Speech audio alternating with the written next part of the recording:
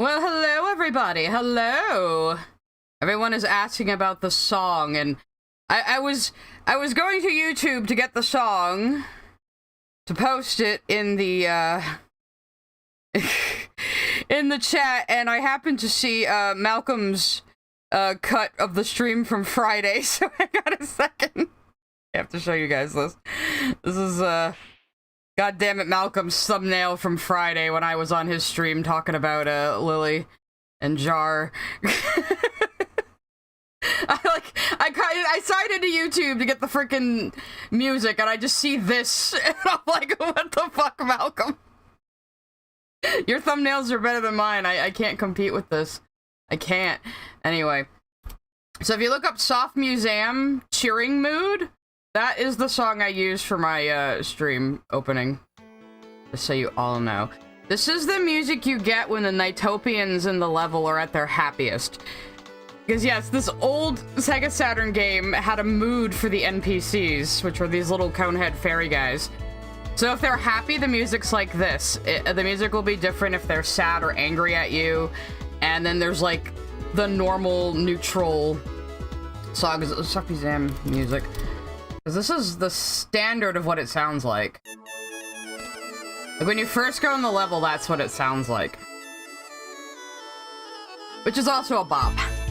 Soft Museum's my favorite level. I was just telling somebody that in Twitch chat. It's my favorite level, but my least favorite boss, because I suck at Jackal so fucking bad. Maybe we'll do a night stream for Christmas, you guys, because there is the Christmas Nights demo that comes with all the versions now. Yeah, right, imagine if I'm copyright claimed already. Just in case Lily tries to pull any shit and, take down her video while I'm reacting to it, I also have it saved. I'm glad my stream can cheer you up today. I'll get rid of this for now. Let me just, I'll get rid of the big Firefox. We can look at the comic, which I haven't really made that much progress on. I have been messing around with color schemes for Wolfenite, though. So, like, these were the two I did so far. And then I let my Discord members mess around with the line art.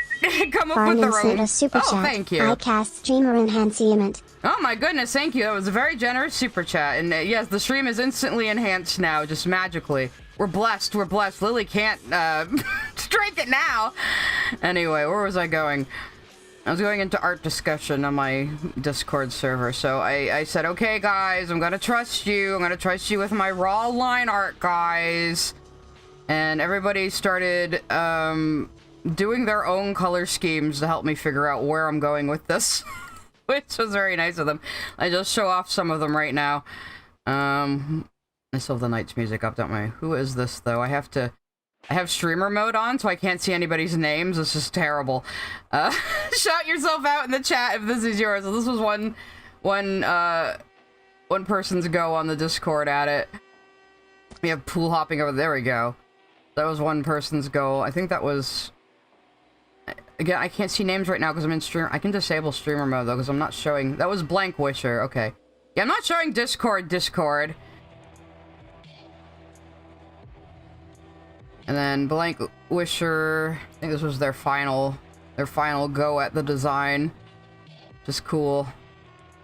And then Gabo was in there, doing a bunch of them. Hey, open. Why you no open?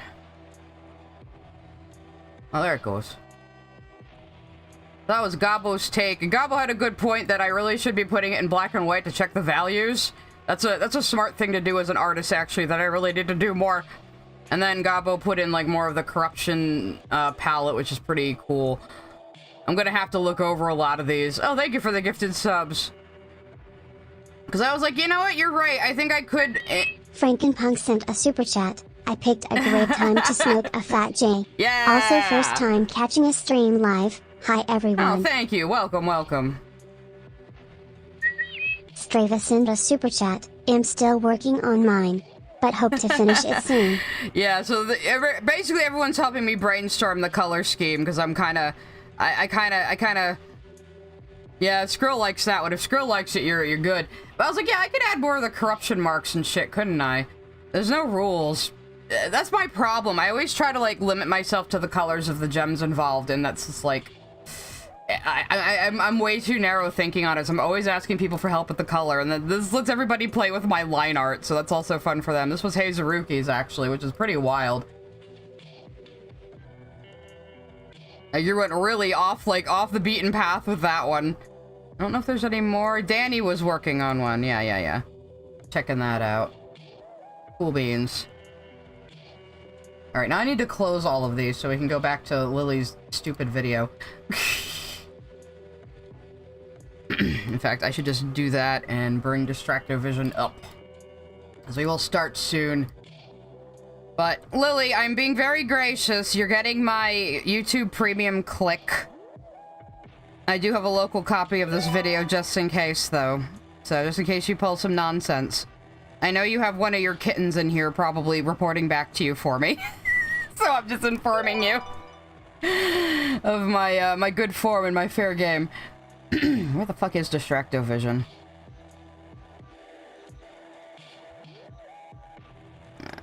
I didn't delete it by accident or something, did I?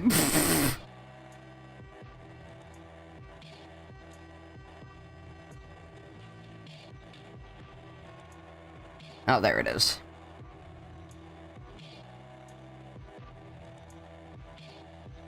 Well, see, I kind of wanted to do this one. I'm feeling pretty good after June's video, actually. Oh, yeah, I didn't really get to tell you guys my opinion on June's video, did I? Because I skipped last week, because my grandma's more important than you guys. June's video was basically exactly what I expected. I was excited for June to cover Lily, because I know that June does these very no-frills, just the facts, dry, very comprehensive documentaries on internet people. And it just kept sticking with me that goddammit Malcolm, who we mentioned earlier, friend of the stream, I was on his stream on Friday, go watch his stuff, he was saying that Lily's kind of difficult to get into because there isn't just one resource. It lays out all of her bullshit, start to finish, right out in front of you, and I was like, that is going to be the June doc. So, unfortunately, Just a Robot had to pull some shit that's distracting from Lily blowing up, but that's okay. So, that's... I was always... I mean, I did the whole countdown to the June documentary just because I was being silly. But I was always saying it's like a stepping stone. June is he's kind of a mid-tier YouTuber, though he routinely gets millions of views on his channels. On his videos, rather. But... Sent a super chat. Noticed a while back Lily renamed her Dungeon Meshi video. Dungeon Meshi is bad, but when I went to check a couple of days ago it doesn't exist anymore. Oh, thank you for the super chat. She's changed the title and thumbnail so many times. Send a super chat. June video need more soup. Steaming bowl. One thing I really liked about June's video is he front-loaded it with all of Lily's fandom stuff, but he did it to establish a pattern that feeds into the allegations against Lily, which he didn't go into in depth, but I think that's just because there isn't a lot of hard evidence. I mean, yes, most of us believe Courtney, but for someone like June, who does do these very, like, straightforward documentary-style things, he really needs to have solid ground. Though Courtney will say he got a few things wrong, and he did mess up a couple of details in Courtney's story, especially with Poppy. But I was like, but she's kind of like, that really fucking annoys me, but overall it's a good video. So I'm like, yeah, I understand that. I expected there to be a few inaccuracies, because he is an outsider coming at this. Oh boy. I think Kaiser has something for me to dub, and I can't really complain. My voice is back to normal now. I'm not very froggy anymore. Okay, let me turn off my music to make this easier for you. King Beats sent a super chat. Fun fact, I was watching Lily make this video when I was at Chuck E. Cheese. She also talked shit about Lindsay Ellis in that stream. Were you just at Chuck E. Cheese playing in the ball pit, or did you work there? What is happening? Anyway. I think I'm in love with you too, Inko. And then, hooray!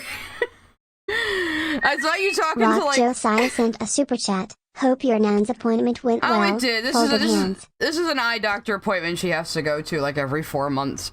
So it just happened to be on a Wednesday, because I think my uncle took her last time, so he didn't pick the next appointment date. I saw Kaiser talking to like the lead writer of Wani, and he was like, "That's not really how I pictured Olivia's voice." I'm like, "Sorry, bro. I'm sorry. I didn't even mean to do this. Okay, I didn't mean to become the unofficial official voice actor of Olivia. All right. Nothing that happens to me is my own choice. Even being a YouTuber, I just do things. This happens." Anyway, we're gonna be watching Lily's Do You Mind If I Complain About Adventure Fantasy video. Because when I was doing the gay rep video, her Forgotten Gays of Western Animation, which was really just Canada did it first, neater, neater, neater, I'm gonna ignore Mission Hill and The Simpsons. She went on her same old bullshit rant about how adventure fantasy is just too popular and slice of life is objectively the best genre ever, and all these adventure fantasy kid shows are so samey and so bad, but she has to review them because her Meow Meow paycheck, sent a I don't super know. chat. Catching my first live. Listening at work. Devilish Thank you, face. welcome.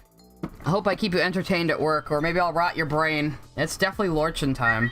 Goblin GRL Gaming sent a super chat. Hell yeah, it's Lorchin time. The color scheme isn't final yet, but I'm gonna be working on the inks at least.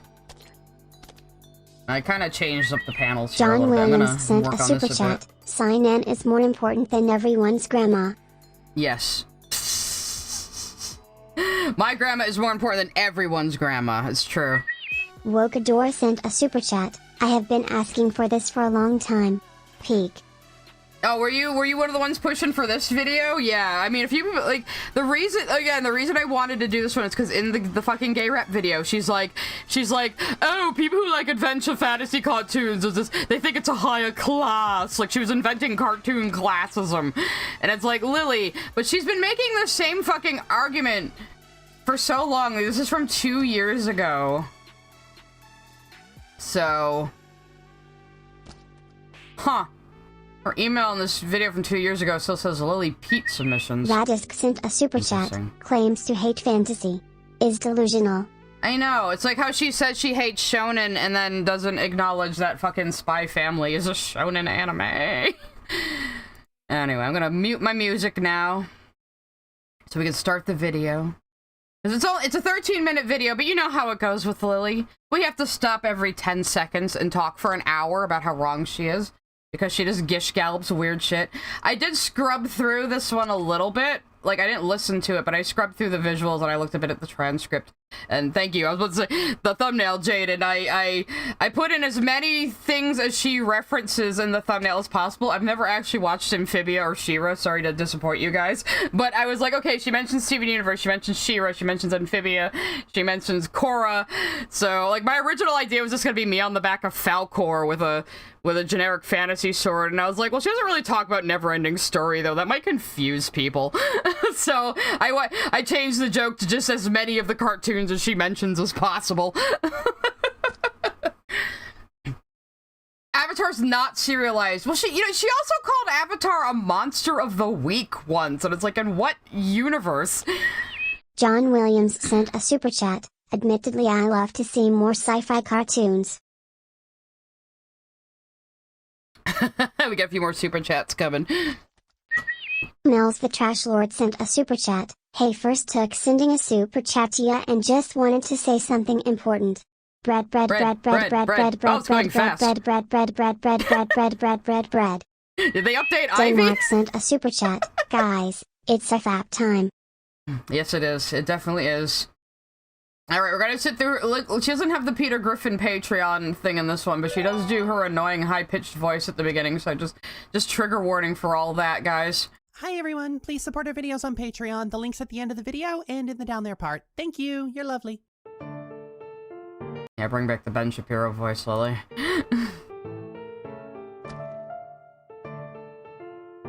Oh, so she puts Amphibia on the thumbnail. I don't know how much she talks about it, but yeah, I wanted to draw myself in a cool fantasy outfit, so I went with Amphibia. Lily, why won't you cover Amphibia? We want you to talk about Amphibia. Why aren't you doing videos on Amphibia? All right. Okay, guys, I think she does maybe mention Amphibia. I just have an inkling. Here's why. In my video on the ghost of Molly McGee, I mentioned that most modern cartoons can fit into two broad camps, the animated sick.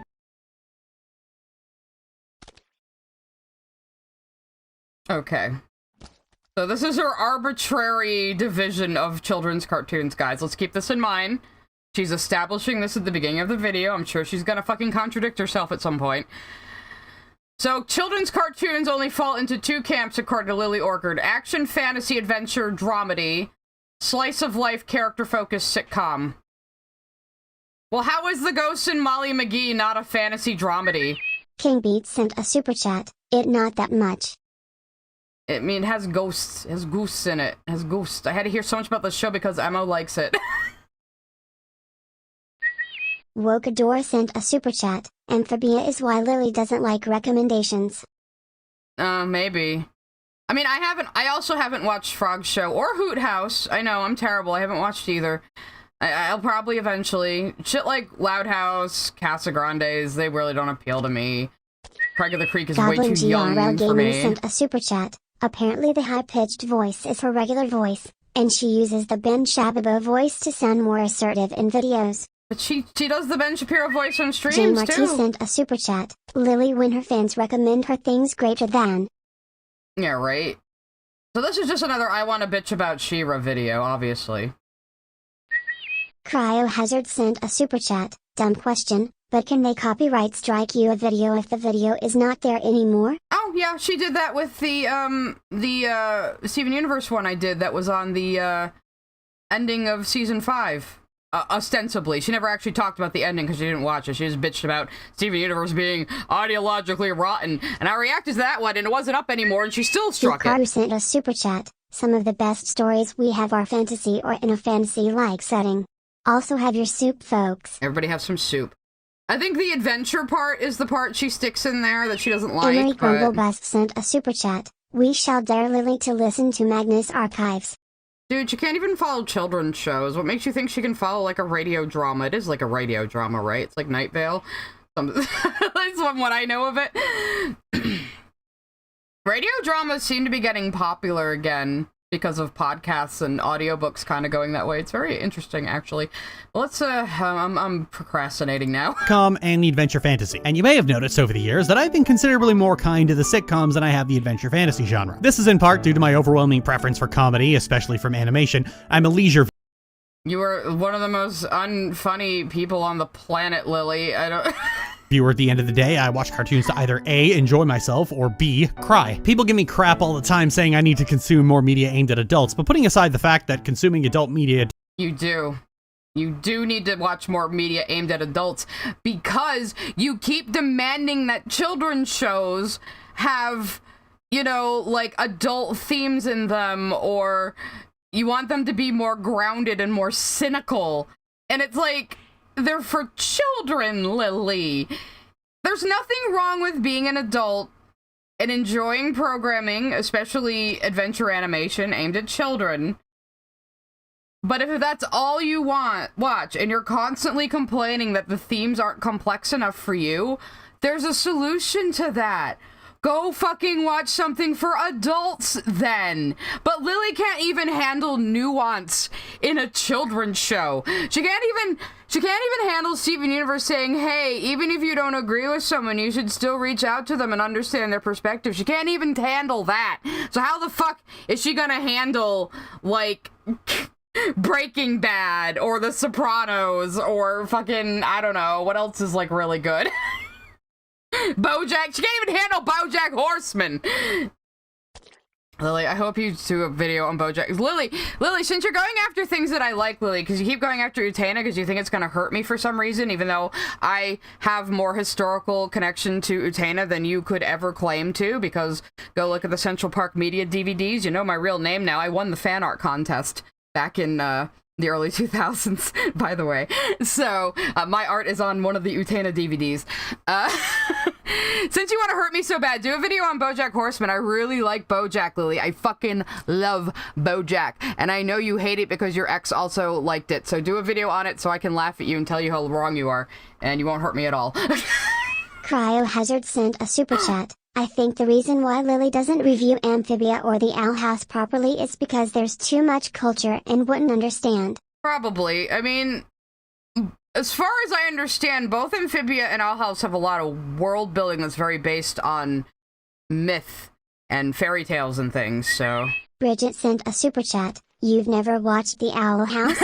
I'm taking your gay card away. Hey! I've been gay longer than some of you have been alive. No, I'll probably watch Hoot House eventually, because I kind of want to watch Moon Girl, so I'm like, I'll pay for Disney Plus for like a month so I can watch these things. Maybe they're on Hulu, though. I'll have to check into this. It's just like, all the fucking streaming services, man, you know, I already pay for Netflix. I'm like the person who pays for Netflix, then everybody else I know uses my account. So... Emery Grumblebus sent a super chat. I want to hear her reaction to the Wasp Nest line. Wasp Nest line from what, though? I feel like Lily would be abhorrently on BoJack's side. She wouldn't, though, because man bad. She would probably misunderstand other characters. I bet she would hate Princess Carolyn. I bet she would, like, be one of those people. The only thing comical about Lily is she thinks she is right despite being the real-life equivalent of one int and one Cha character. Yeah. One intellect and one charisma. She at least... I know Moon Girl just got canceled. Now I'm like, oh, I should finally watch it. I know I'm terrible. I'm terrible about getting around to watching things. I'm awful. I had Krim and Ant yelling at me last night because I've never seen Les Mis. Denmark sent a super chat. Frog Show is skippable. Hoot House is not. Get on it. Okay, Denmark. I'll take your word for it, Denmark. All of Denmark. Yeah, Michaela thinks Wakabo's in love with Utena and doesn't know it's Class S. A lot of Westerners don't understand Class S. How much of a lesbian 9/11 do you think it was for me when I found out about Class S? Now you all have to deal with it too. Doesn't necessarily make someone a better person. I'm just not into po-face dramas or borderline pornography that makes up... That's all you write, though! All you write is po-face dramas or borderline pornography, Lily, or actual pornography. Most adult media. That's why I never got into peak TV, because if I'm gonna watch a soap opera, Most adult media is borderline pornography. I can think of plenty of shows aimed at adults that don't have gratuitous sex scenes. Do I just have to go back to Breaking Bad and Better Call Saul again? I keep saying I'm not a fan of these shows, but I think I actually am. Oh, I'm sorry that you only just found out Moon Girl got canceled. I'm sorry. I do love the style of it. I love that, like, 90s sketchy graffiti style of it. It's super fucking cool. Angels Art and Gaming sent a super chat. She'd identify with Diane without knowing that Diane gets called out multiple times and learns. Probably. And she'd say they wrote her wrong because she gets called out for her bullshit. Stolen Tongues sent a super chat. Just tell Lily that a horse bangs a Gardevoir in BoJack Horseman. She'll be all about it. He bangs a lot of things, so... John awesome. Williams sent a super chat. Owl House main villain is heavily implied to be a person from colonial-era America. Lily wouldn't understand why fans joke that he hates the main character potentially being Catholic. That is funny. Sent a super chat. Remember, can't do Stockholm Road that one. Mm-hmm. Oh, actually, let's interrupt everything for just a second, because Kaiser Shonen was doing a stream on Lily not too long ago. Actually, let me bring this up in the big one too. Oh my god, I can't find any of my shit today. What is wrong with me? Oh, I think I minimized the folder. That's why I can't see it. Derp, derp. Anyway. I think it's one of my recent posts. Oh no, I should have reblogged my post about this stream on this account. No, I'm terrible. Okay, she was going on about Utena again. Sent a super chat. The Wasp Nest line is from Tma, and is Jane's Season 1's arc villain. Breakdown, as she slowly becomes enamored with the decay she has been afraid of. Oh, that's interesting. Okay. So Kaiser Shonen was doing one of Lily's videos, and caught her in 4K admitting to writing the Stockholm Razzle Dazzle thing. Written by... Hold on. Written by... So you can see that Lily's old name is on there. The one that starts with a J and ends with a P. Improv B sent a super chat. Why does Peak TV sound like a slur when she says it? I don't know. I don't know why she hates the word peak so much. Like, most people use it facetiously, don't they? Anyway, so yeah. Hard proof. Lily herself referenced that she wrote this in an old video that's been re-uploaded. So here is Lily in 2015 admitting to writing Stockholm. She can't get out of this one. And here's the real upload of the video. You can watch it for yourself. So you can go to my Purple Demon Lily posting. In fact, let's reblog the stream while I'm right here. I'm such a good streamer, you guys. I had this post scheduled and I meant to reblog it on the thing. There we go. Getting a little behind the scenes look.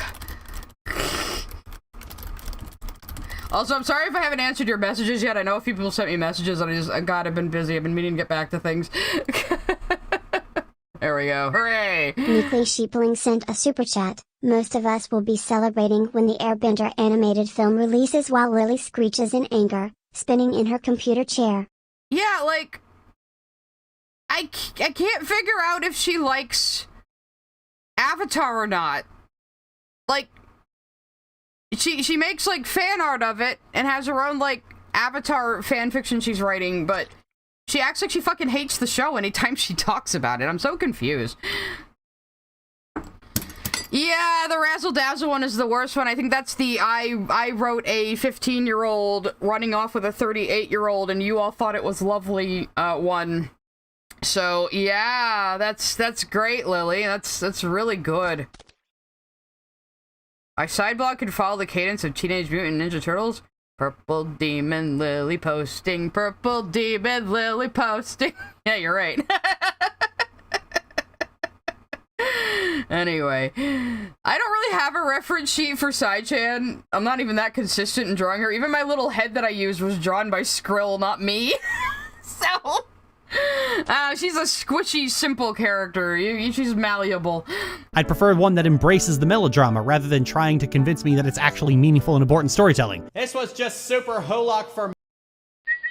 Aria_days sent a super chat. If you watch Owl House, you'll get to react to Lily's batshit insane takes on Hunter. That's true, and I'm sure a lot of you want to see that, so I need to do my homework, Stolen don't I? Tongues sent a super chat. Imagine smelling Lily's chair. Imagine IT. Why would I want to imagine that? Why would you say something so terrible for $2? Thank you for the $2, though.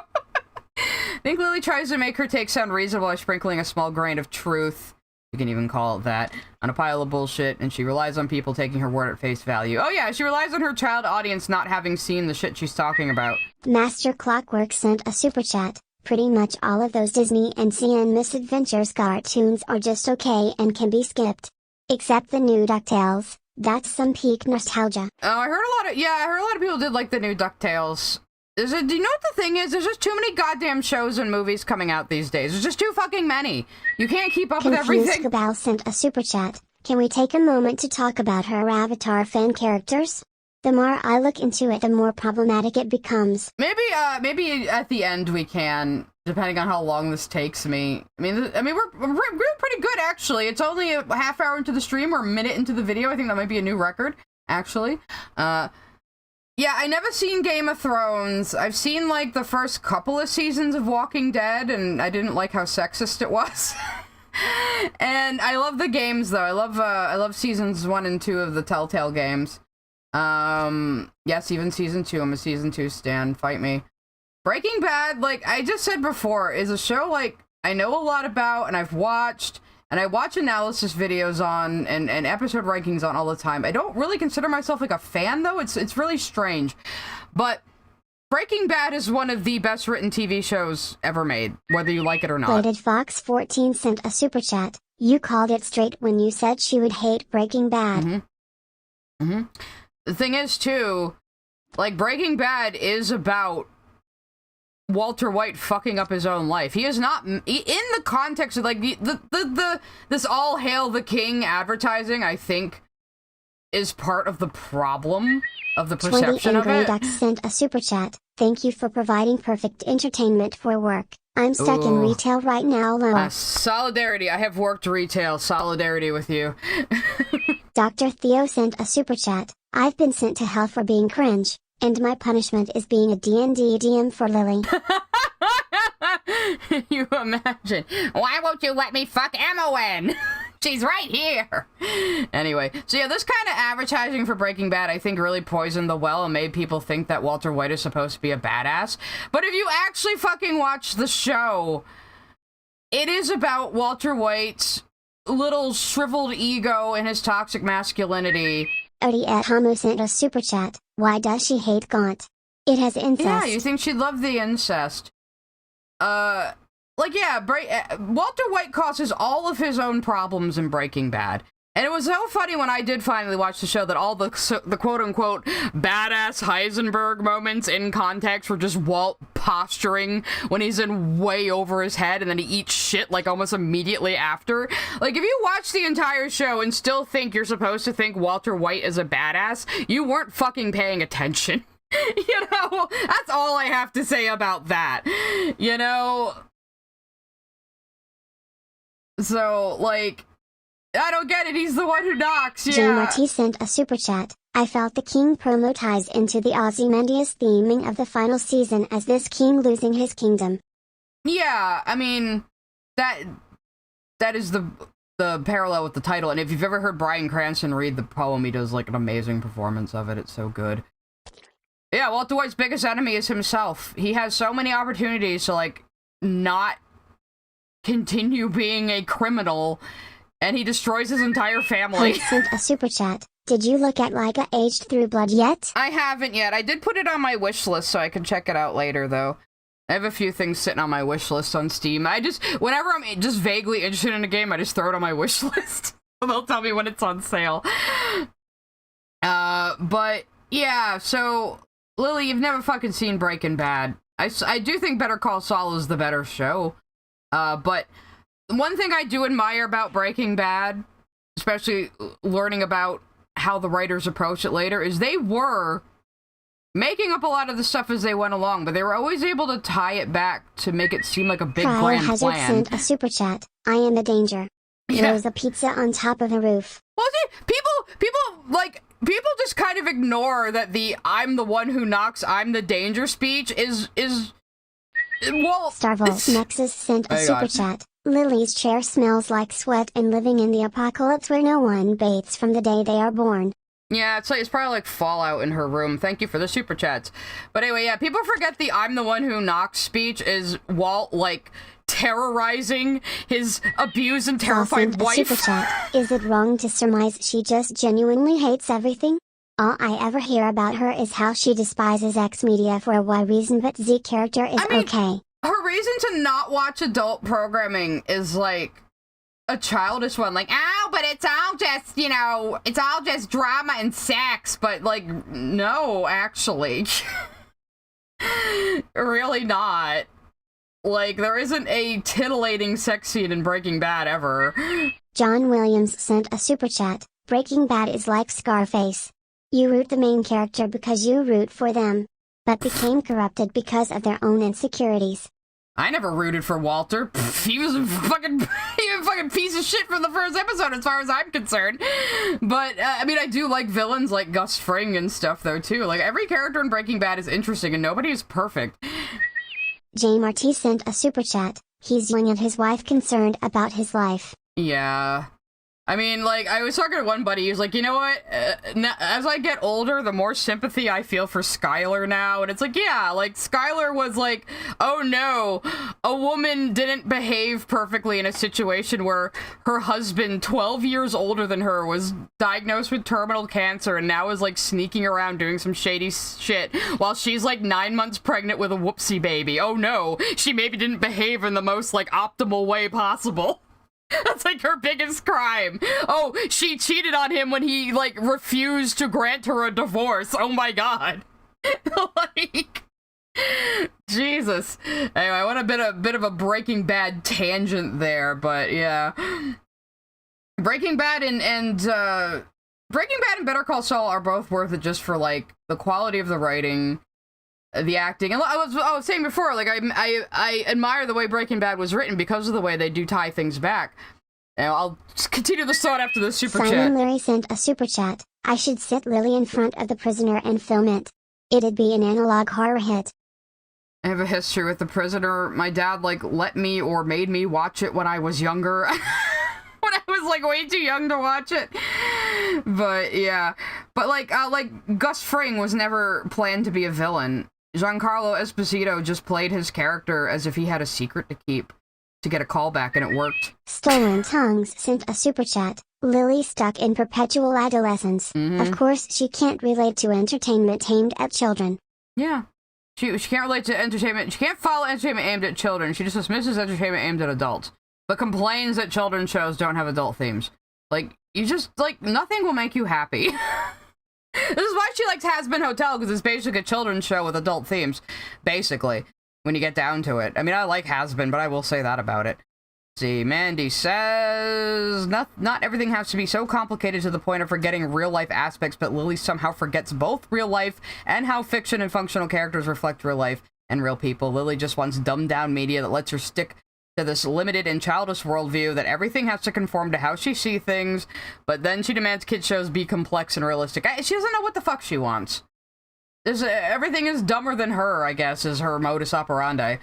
And Maria, you have very justifiable reasons for disliking Lapis as a character, but imagine her reaction to the Jaspinel fusion after dealing with Jasper's Malachite. Guy sent a super chat. I feel she hates whatever is not meant for kids. Hiko Rosai, I might do that.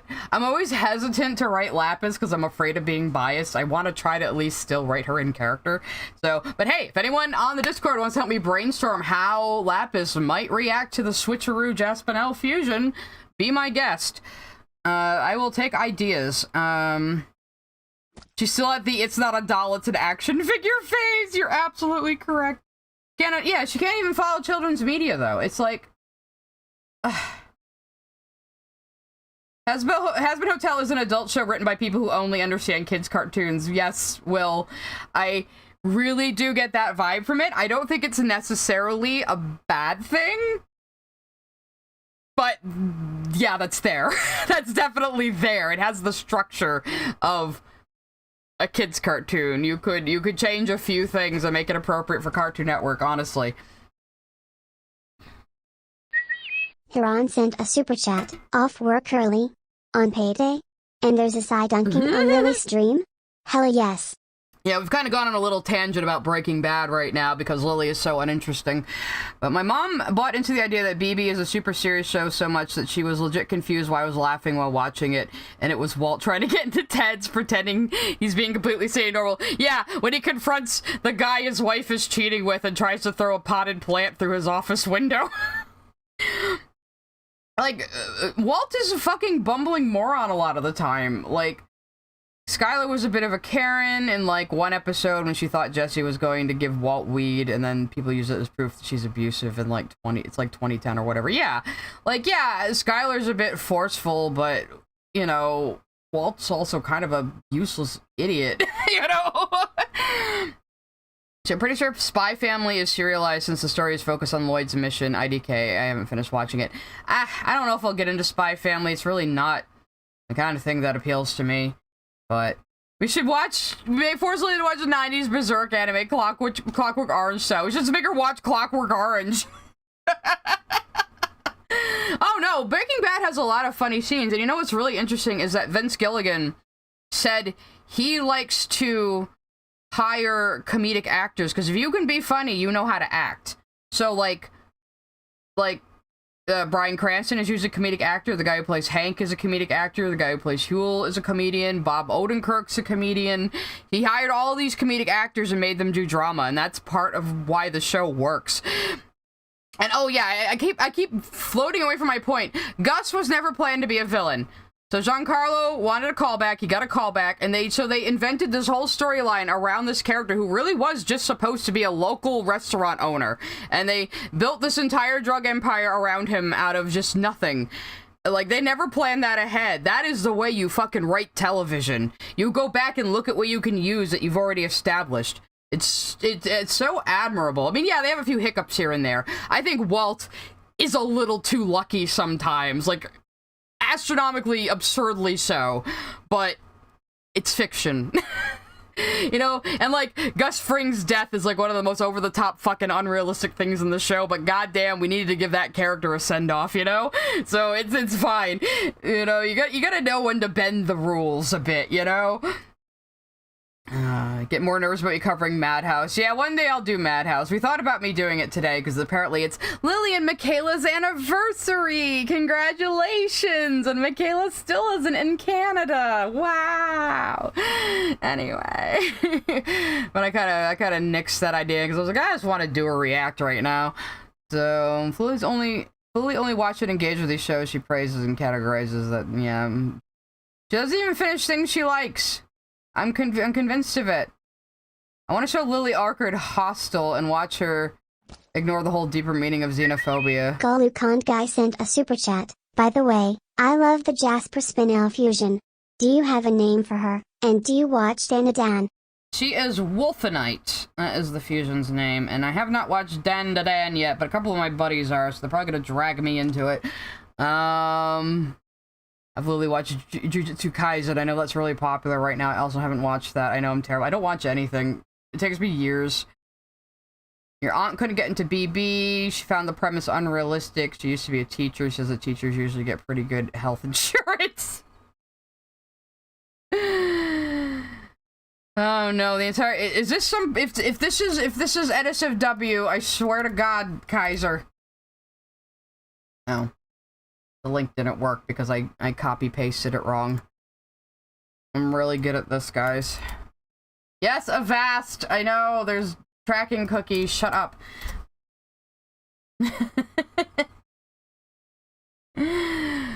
Okay. Inko, do it jiggle? Oh! Whack! I don't know. It do jiggle. There. Had another Wani break. You happy now? Let's get back to the fucking video. Men. I tend to stay more in the realms of lighthearted television or something that is genuinely emotionally moving, and frankly, nobody is more stupid than those who think they're not stupid due to their aesthetic taste. They're complete. Lily, that's you! Crimson Ander sent a super chat. Sai, did you hear of Lily and Michaela's new Baldur's Gate comic? Kinda confirms she's abandoned Poke Madhouse and moved on to something else. I know, they're doing like this weird chibi Cryo Baldur's Hazard Gate sent a comic. super chat. I'm assuming Lily hates Hunter because they hate straight couple relationships. My friend got me into watching the Owl House. It's good. Thumbs up. Cryo? She thinks Hunter is white. No, I haven't seen Hoot House. Does this motherfucker look white to you? He doesn't to me! We have crap over the screen right now, but like, does this motherfucker look white to you? I don't think Nick so. Wolf sent a super chat. Watched the BB this summer, trying to broaden my media diet. It was real good, but schedule's been too busy to continue the show. If you do like Breaking Bad, I do recommend watching Better Call Saul as well. Chat. It's amazing to think about that the comic versions of Lily and McKay have lived together longer than the Earl counterparts. Oh no, that's a really good point. So, yeah, like... And apparently he's not even straight, so he's not straight or white, but Lily hates him for apparently being a straight white boy. This motherfucker does not look white to me. What are you talking about? He looks more like he has really pale, like, pale, sandy hair. He's not even blonde, Lily. You keep calling him blonde, too. Like, you did just... And she just thinks... it was like her reasoning for hating Laios, too. Like, oh, he's white and blonde, so that means bad. It's like... What? Lily, you're just trying to appeal to, like, Twitter dipshits as much as you say you hate Twitter dipshits, but then she keeps bringing up what Twitter dipshits say about me. King Beats sent a super chat. Hunter is white, he is a clone of a white man. He's a clone of a white man. Well, he doesn't fucking look white to me, okay? I'm sorry. He just... He looks Mediterranean or Arabic or something. That's what I read him as. Ricky _or_Robin, Shooting Star, Wilter Flower, sent a super chat. From a white person with ethnic features, Hunter is white. No, fair enough. Okay. We're arguing over what the fuck race this poor little tortured clone boy is now. I didn't watch the show, Spicy. That's what we're talking about. Everyone's on my ass to watch Hoot House, and I keep not doing it.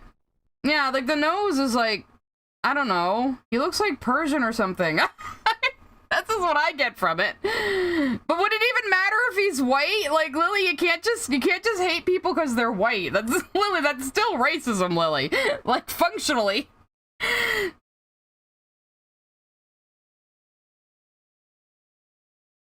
Oh, you're on Lily's ass. Okay, cool. Yeah, like, I didn't know anything about Hunter. Everyone's telling me, like, oh yeah, he's a clone with wiped memories who's been killed multiple times. I'm like, what the fuck? This isn't a Disney show? Jesus!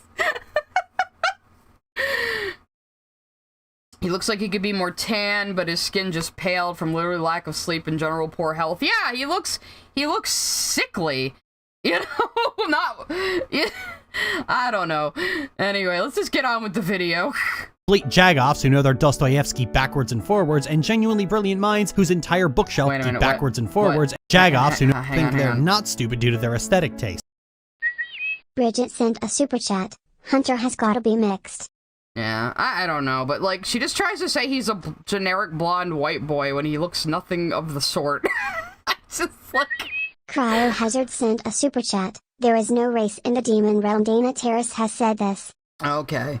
I mean, but yeah, but you still, like, characters are still going to have real life facial features of ethnicities, you know? Like, we don't got any other people to base people on.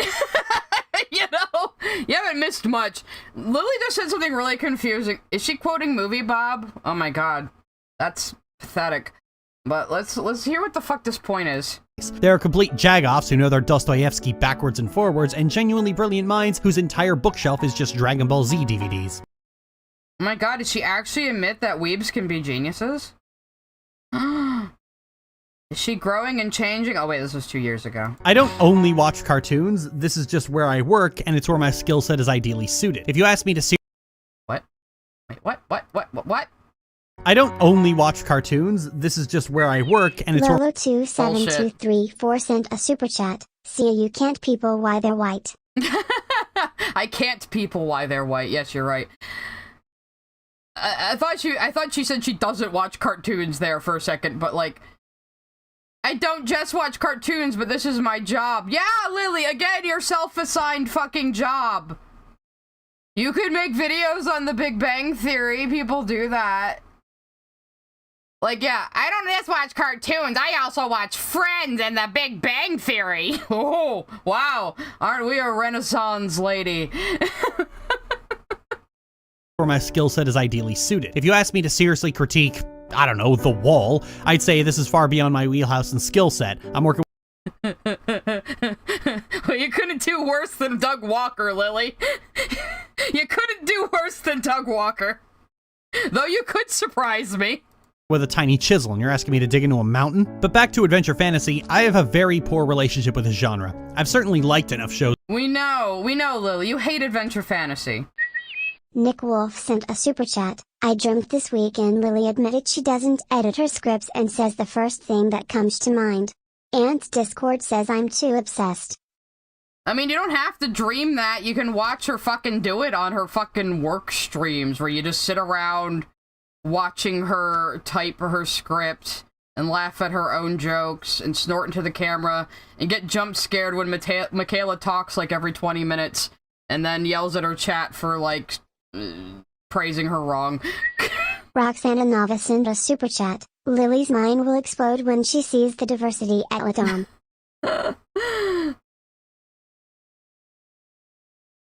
We got another. Improv B sent a super chat. I didn't know watching cartoons was a skill. Apparently. But yeah, it would be like when Encanto came out and people couldn't understand that people in Colombia have varying skin colors. You know? It's like... N3K0Mang3RT0R1 sent a super chat. Ideally suited you use these words. I don't think you know what that means, Lily. She uses lots of words she doesn't understand. Crimson Ender sent a super chat. No kidding, it's beyond your skill set sheet for brains. Yeah, right? Like, the wall isn't even that fucking hard to understand. Like, everyone acts like that movie's just weird for the sake of being weird, but the animations in it do have a purpose that relate back to the plot. You know, like... It's really not that hard. It's just a little abstract. It's like a long music video, basically. Let's see. I do race for my series not by skin color, but more by the ear shape that identifies what kind of ability, power, and magic they have. They do have different skin color based on where they're geographically from, but it's not the focus. Yeah, but I mean, like, that's just, like, reflecting the real world. There's nothing wrong with that. You know? So what does she have on here? She has Atla, Gravity Falls, Owl House, Steven Universe, The Tangled Show, Star vs. She-Ra, Voltron, which is more, fucking... See, this is sci-fi, but she lumps it all into adventure fantasy. So anything with fantastical elements where the characters have an adventure she hates. I guess. I know my accent came out, I know. I'm gonna have to get some water soon, actually. I'm, like, super thirsty today, and not in a fun way. Cora, Ruby, High Guardian Spice for some reason. Nobody takes that show seriously. Hippo, Thundercats, Adventure Time, OKKO, Wander Over Yonder, Star Wars Rebels again, Sci-Fi, Amphibia, Dragon Prince, The Hollow, which I've never heard of, and Young Justice. At least heard of all of these. And I've seen a good chunk of them. So... But actually, I am gonna BRB for just a second to get some water. I'm gonna leave you guys with some music.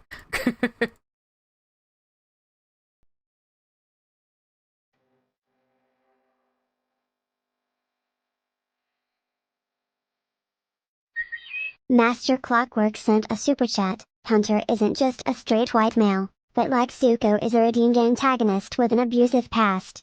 Oh, and is most likely autistic.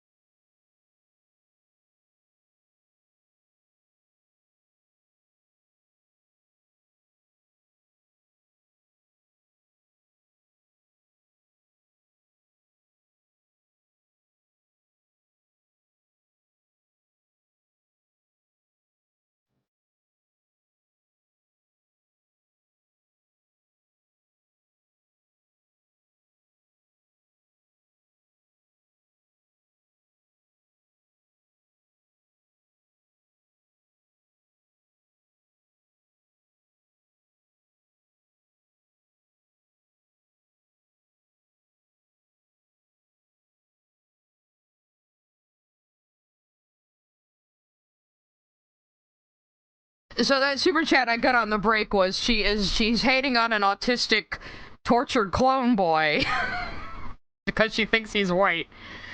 I am being old. Yeah, it's Hey There Delilah covered by a string quartet. We play a lot of like Pandora stations with classical music for the dogs at work, and I keep hearing like these pop song covers of songs I don't like really like that much, but they sound really good with violins, so I like bought a bunch of them. And I can play them on stream. So that works out for us. I'm not a Gen Xer, goddammit, I'm a millennial. I'm just on the upper level of millennial, okay? But I'm not a Gen Xer. I'm at least 3 years into millennial. Bananas are pretty good. I really like plums, though. Grapes and blueberries are probably my favorite fruit. Anyway, we're getting off topic. Yeah, Vitamin String Quartet. I also have Simply 3, some of their covers. Like, dudes, look, actually, I could probably just play it right now. I probably have it on here. Let me see. Simply 3 has, like, a really fire cover of, Believer by Imagine Dragons. That makes it, like, an actual good song. Let me see if I can just find it real quick and we can just play it. There it is. This is an amazing cover of the song that actually makes it good. Highly recommend. Listen to this shit, it's fucking fire. Hey Lily, we're listening to music instead of talking about you. Splungus sent a super chat. As a Star Wars fan, she's totally right on that one. The tech in Star Wars makes no sense a lot of the time. Also Rebels focuses on Jedi stuff. We'll take super chats while it's Zombie playing. sent a super chat. Looney Lore could need some SOUP. She does.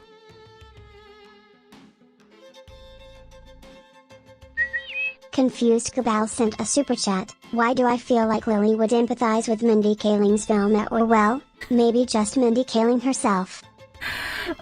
She would kin Midley Kaling Kinbeat there. sent a super chat. She hates Hunter because she hates the edgy white guy with baggage, also tired of redeemed villains, and she thinks he goes through the same arc.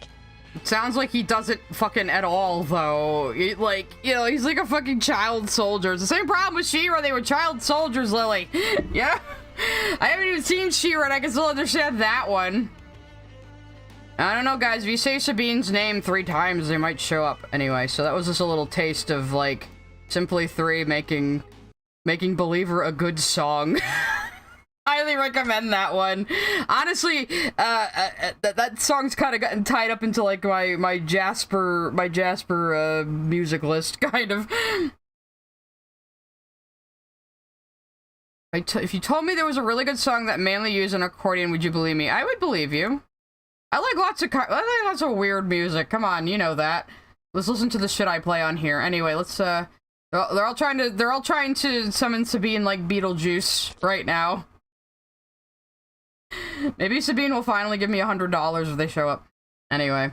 Shows in the genre like Gravity Falls, The Owl House, and yeah, I think that's it actually. But most of them just have an intros in the genre like Gravity Falls with the genre. I've certainly liked enough shows in the genre like Gravity Falls, The Owl House, and yeah, I think that's it actually. But most of them just haven't interested me, and it's for a very simple reason. See, I often get asked whether I'd rather cover a good show or a bad show, and I've always said that they're about the same level of enjoyment. It's the boring shows, the mediocre ones, that are the least enjoyable to actually cover. Majin Lifestyle sent a super chat. Lily hates Hunter cause he's white with blonde hair and possibly has autism. Lily hates Lyles cause he's white with blonde hair and possibly has autism. I'm sensing a theme here. Yeah, me too. Interesting. Very interesting, Lily, that you just hate white guys with autism. Interesting. Oh, God. So, yeah, she's gonna bitch about She-Ra. The song Kaiser is sending me. I'm procrastinating again.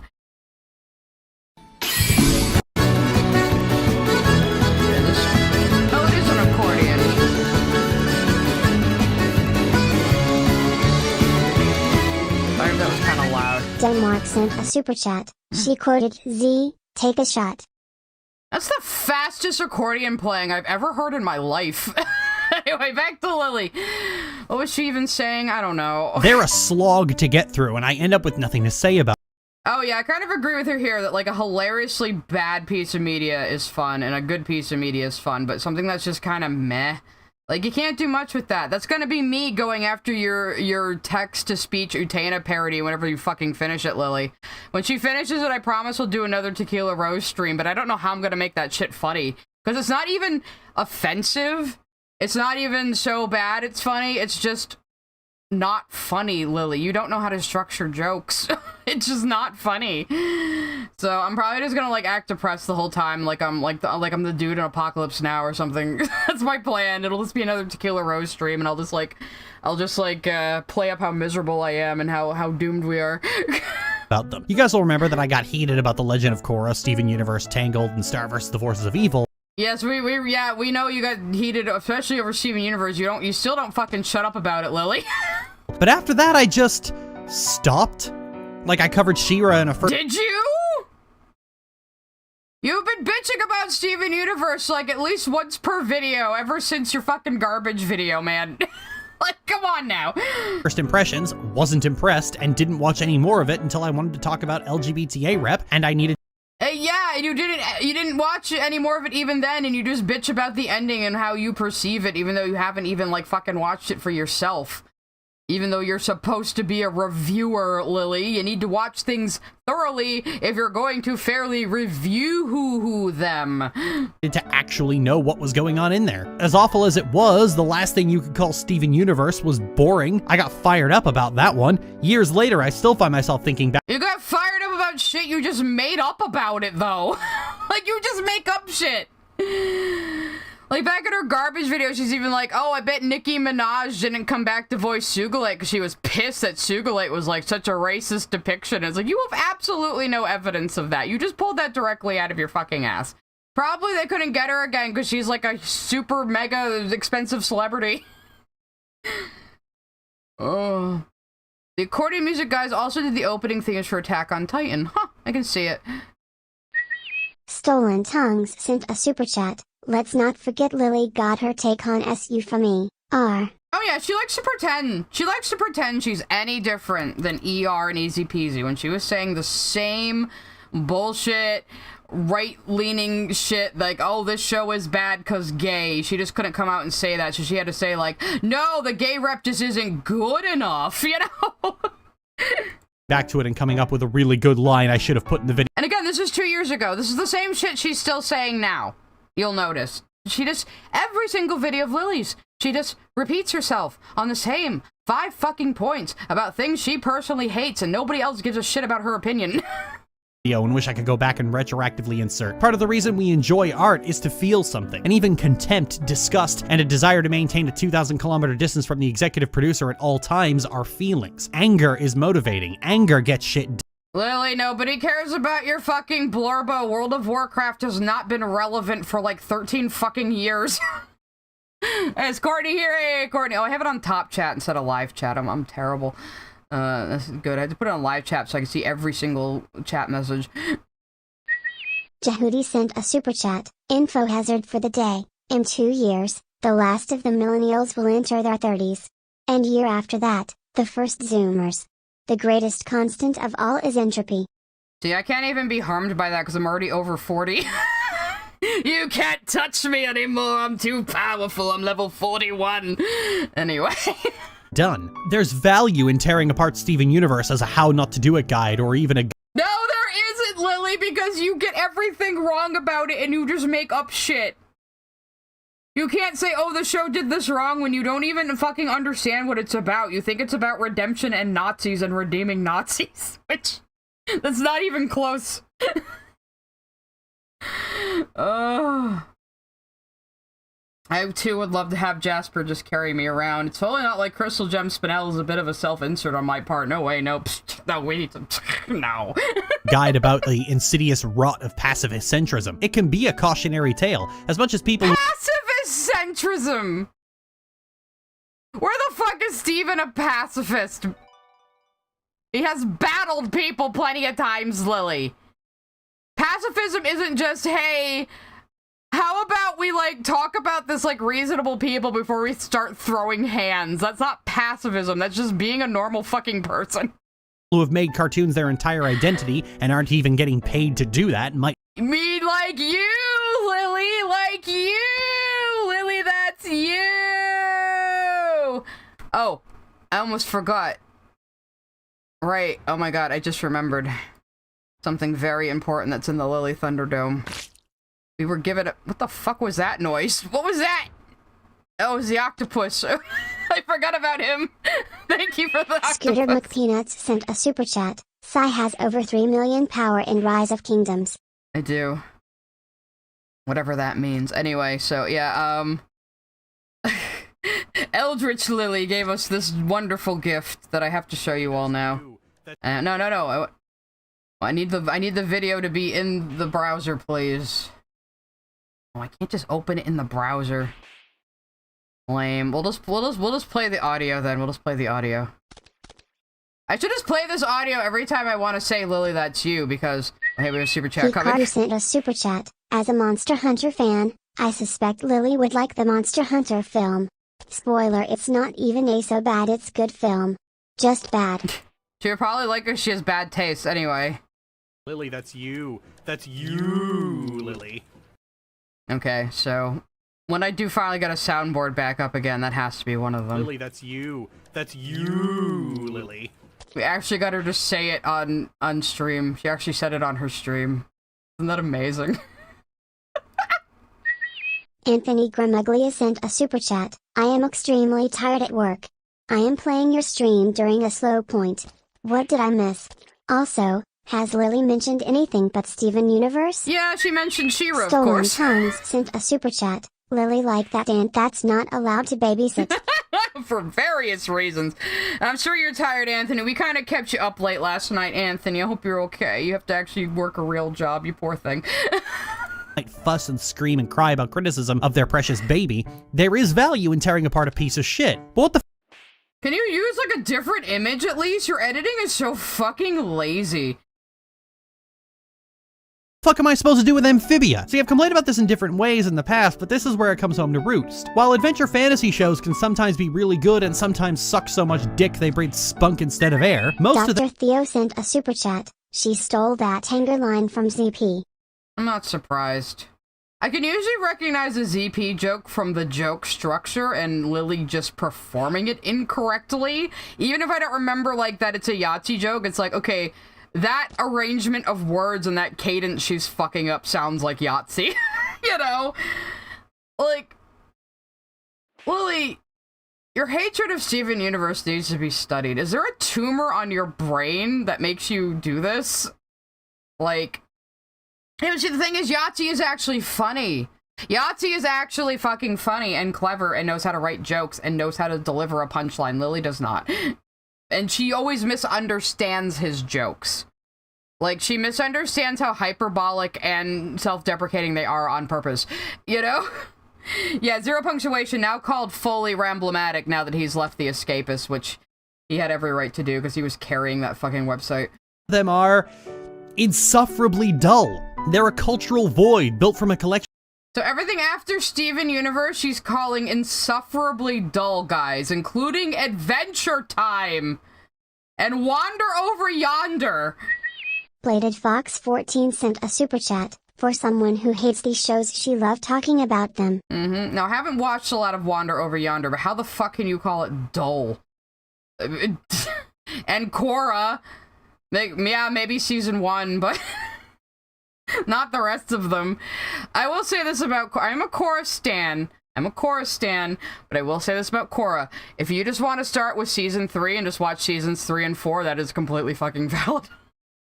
The first season is a slog. The second season is just god-awful from a writing standpoint, a lore standpoint, but it does have some funny shit in season 2.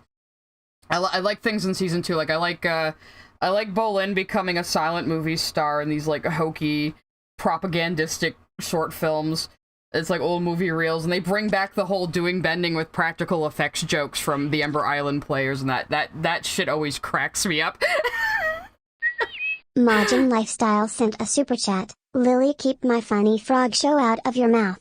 Yeah, Lily mentioning your favorite cartoon is a tragedy. And then I like Korra's, like, fucked up, weird, cousins in in season 2 as well. They're fucking hilarious characters. I just like them. They're just neat. Sorry, I'm a fantasy writer and I've studied lit regarding it. Oh god, there's a super chat at the same time. Gavin Caruth sent a super chat. Not a Yahtzee fan at all, but it's sad how much Lily just takes bits without the context. Yeah, cause she's like, well, this made me laugh, so just repeating the joke must be funny, even though I don't understand why the joke was funny in the first place, or how to deliver it properly. Anyway, I'm a fantasy writer, I've studied lit regarding it, and I swear to gosh, Lily misses the point of the whole genre, as there is different flavors to it. She's boiling it down to only one thing, as gothic lit could fall into fantasy. Yeah. Well, she's saying adventure fantasy specifically, but she's kind of like fucking Star Wars Scooter Rebels. McPeanuts sent a super chat. We have banded together against the Wastelander. Yes, we have. You can't insult Craig McCracken in my presence, even if I haven't watched the entire show, Lily. But Star Wars fucking Rebels is not adventure fantasy, Lily. It's fucking sci-fi. You could call it sci-fantasy, perhaps, but oh god, yeah. Imagine she calls Yonder Over Wander, or Wander Over Yonder, whatever. What? Call it post-punk. She tried calling Steven Universe post-punk magical girl. Those words make no fucking sense together. Post-punk is a musical genre, but she also stole this from Yahtzee, who was using post-punk, and he explained this in his video. He actually defined his terms, Lily, which is something you need to do. He defined his post-punk video games as games that sort of break standard convention to get a point across or an aesthetic across. That's how Yahtzee was defining post-punk in terms of video games. You can't just take the term post-punk and apply it to cartoons without explaining by what logic you're doing that, Lily. Post-punk isn't even a musical genre. It's a movement that led to other musical genres after punk. So, like, new wave is post-punk. And, like, fucking, you could even say, like, electronica is post-punk. It's very broad, you know? Greg Gamerboy sent a super chat. Call Adventure Time dull is like calling Nintendo boring. Gaming like calling Nintendo boring. Yeah. She probably would, though. Anthony Gramaglia sent a super chat. Star Wars is fantasy in space. Arguably, yes. But as a fantasy fan, I hate when you get your sci-fi in my fantasy, so I like to make a clear delineation. I think somebody made a good point recently. Once you have trains, it's no longer fantasy, it's steampunk.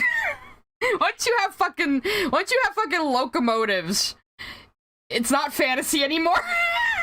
I think that's fair. Though, a lot of Japanese fantasy don't give a fuck. It will have all this anachronistic shit in it, but they make it work somehow a lot of the time. Anyway. Let's just keep going. Of the same established tropes, themes, and storylines, and just slamming Control-V until you're going through. Are you claiming these three things all have the same storyline, Lily? That is completely asinine.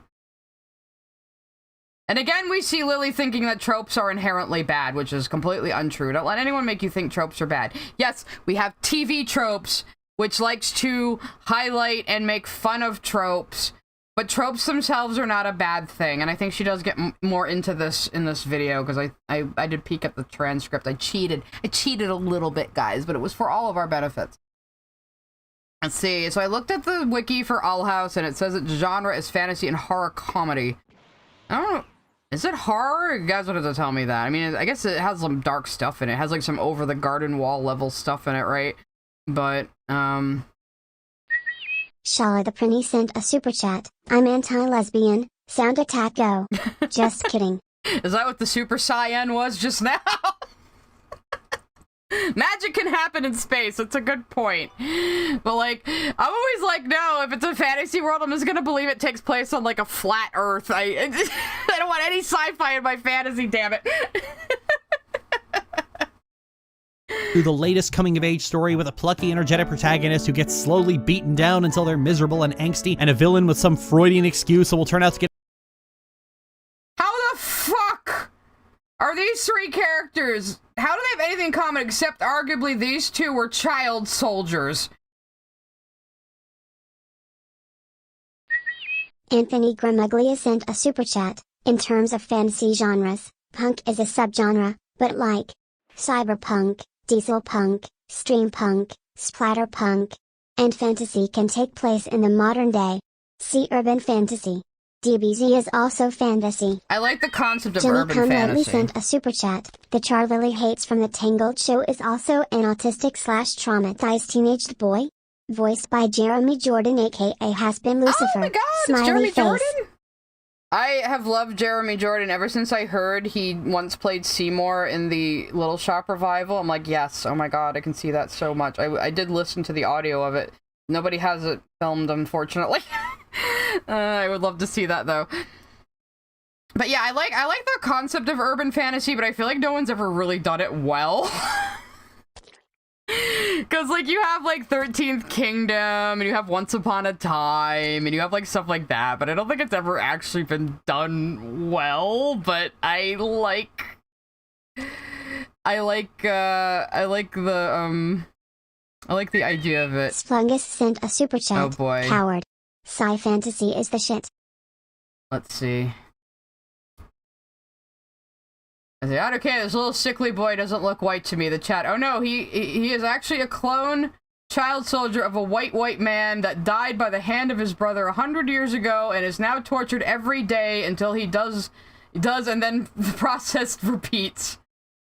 And I'm like, actually, that does kind of explain him looking sickly, and I'm just like, what the fuck is this show about?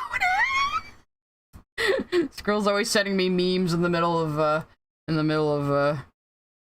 of stream there. Well, let's go back to the characters she is comparing to each other. So she's comparing. Okay. Of age story with a plot. So coming of age, we have Luz, we have, I guess her name is Star, is it? And then we have Finn. So Finn is definitely a coming of age. You guys are gonna have to tell me if Luz has like I would assume she has a coming of age theme to her since she is like what, a young high school age child. And Star, wasn't she like isekai'd into the real world or something? I never watched Star. I heard it ended badly too, so. Sent a super chat. Percy Jackson I think is a pretty great example of urban fantasy. I would think Finn is the only one whose entire point is coming of age though, right? Cryohazard sent a super chat. The Owl House was originally supposed to be a dark show, but Disney said no, add a kid as a main character and not the witch lady. Oh, Ada was gonna be the main character originally? Can't have an old woman as a main character. No, who wants to watch that? Even if she's a gilf. She's 14, so yeah, young high school, like I said. Shala the Prinny sent a super chat. I'd kinda love SMT and isn't that urban fantasy? What was SMT again? Oh yeah, I have like 900 viewers. I've had more though. I don't know. You guys are falling off. Plucky, energetic protagonist who gets. A plucky, energetic protagonist who then gets beaten down, and she switched to 3 completely different characters from the one she was just talking about. So already this doesn't follow through, Lily, because you're saying 2 different things about 2 different sets of characters, and trying to say each of these 6 shows follows the same plot. That doesn't make any fucking sense. Oh, Shin Megami Tensei. Okay. Yeah, Shin Megami Tensei would be... I think you could count that as urban fantasy. Yeah.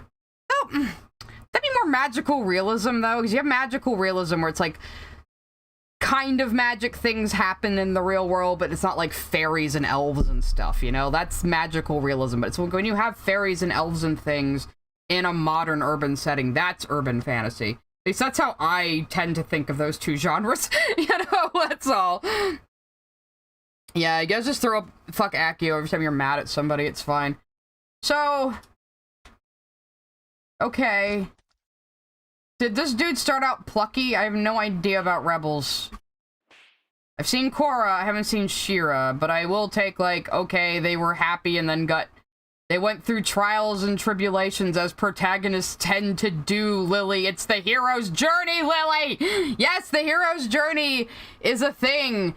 But it isn't like someone made up the hero's journey and said, you need to follow this. It's somebody studied stories throughout human history and found that they kind of all follow this similar structure, you know, and just named it. It's not like a hard rule, but this tends to be how we tell a story, you know, and storytelling is communication. Hello Sun sent a super chat. Hello, I'm silly Lily posting. Let me just say, calling us you post punk while also saying it's one of the starting places for the adventure fantasy wave is dumb. I know, right? Like, you could say Avatar The Last Airbender did the current Anthony wave. Gramuglia sent a super chat. Magical realism is when you suggest there may be something magical. If magic or fantasy stuff is explicit, it isn't magical realism. Well, then is big fucking urban fantasy? I mean, how far do you stretch that? Is Groundhog Day urban Angels Arts fantasy? and Gaming sent a super chat. Ezra wasn't quite plucky. He was more like Aladdin. Okay. Street rat, riff raff. Crimson Ender sent a super chat. Lily writes her stories trope first, plot second. She does. I mean, she bitches about plots, about tropes so much. And I always say tropes are building blocks. They are, but you still have to have, like, your own coat of paint on them, you know?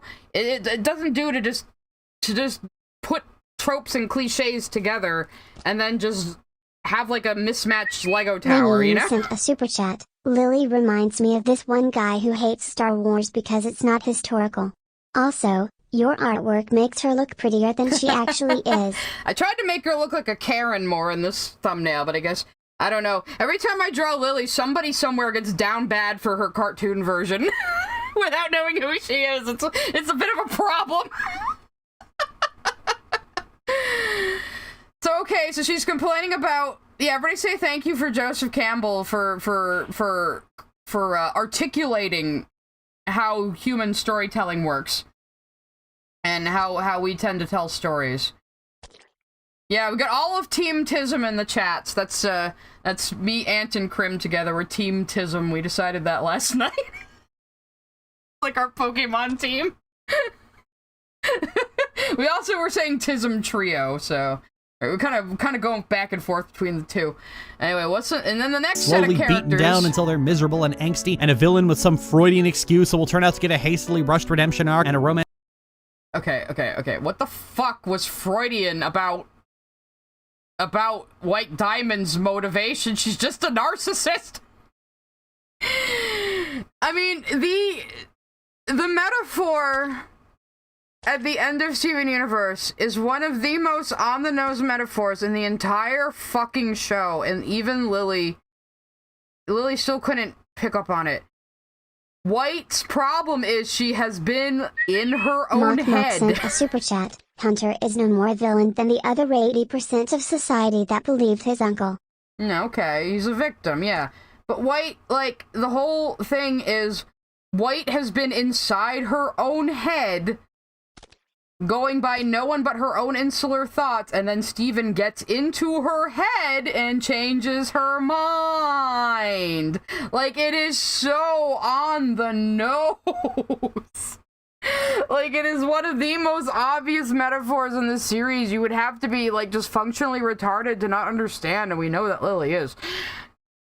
Like, she has no Freudian reason for what she's doing. She just thinks she is... She just believes that because she emanates white light, she is the light inside everyone else and knows what's best for them. And if they defy her, she's just going to be them for them. You know? How is that Freudian? How is Hunter's story Freudian? He's a brainwashed clone child soldier boy. I'm sorry to like this guy. I haven't even seen the fucking Scooter show yet. McPeanuts sent a super chat. Can I be a Team Tism grunt? I would use Cradley. What do we call our Team Tism foot soldiers, guys? What do we call those? I like Tism Trio. What about the Spurgy Squad? Maybe that's our foot soldiers, the Spurgy Squad. You know? Release you from your Pokeballs and you go to town. And then I know she thinks like Catra like is psychosexually like obsessed with Adora or whatever, but like, weren't her and Adora just on opposite sides of a war? Again, how the fuck is that Freudian? Like, what? Steven Universe has symbolism and metaphors. Like, a symbol Courtney Hang on. Calvert sent a super chat. Freudian? Does she know what the words mean when she says them? No. It's like how she got mad at me for saying the word Faustian, and she thought I was like trying to sound super smart and intelligent. And it's like a normal phrase people use, Lily. Cedo the Deer sent a super chat. Hunter is Soulja Boy confirmed? Is he Soulja Boy?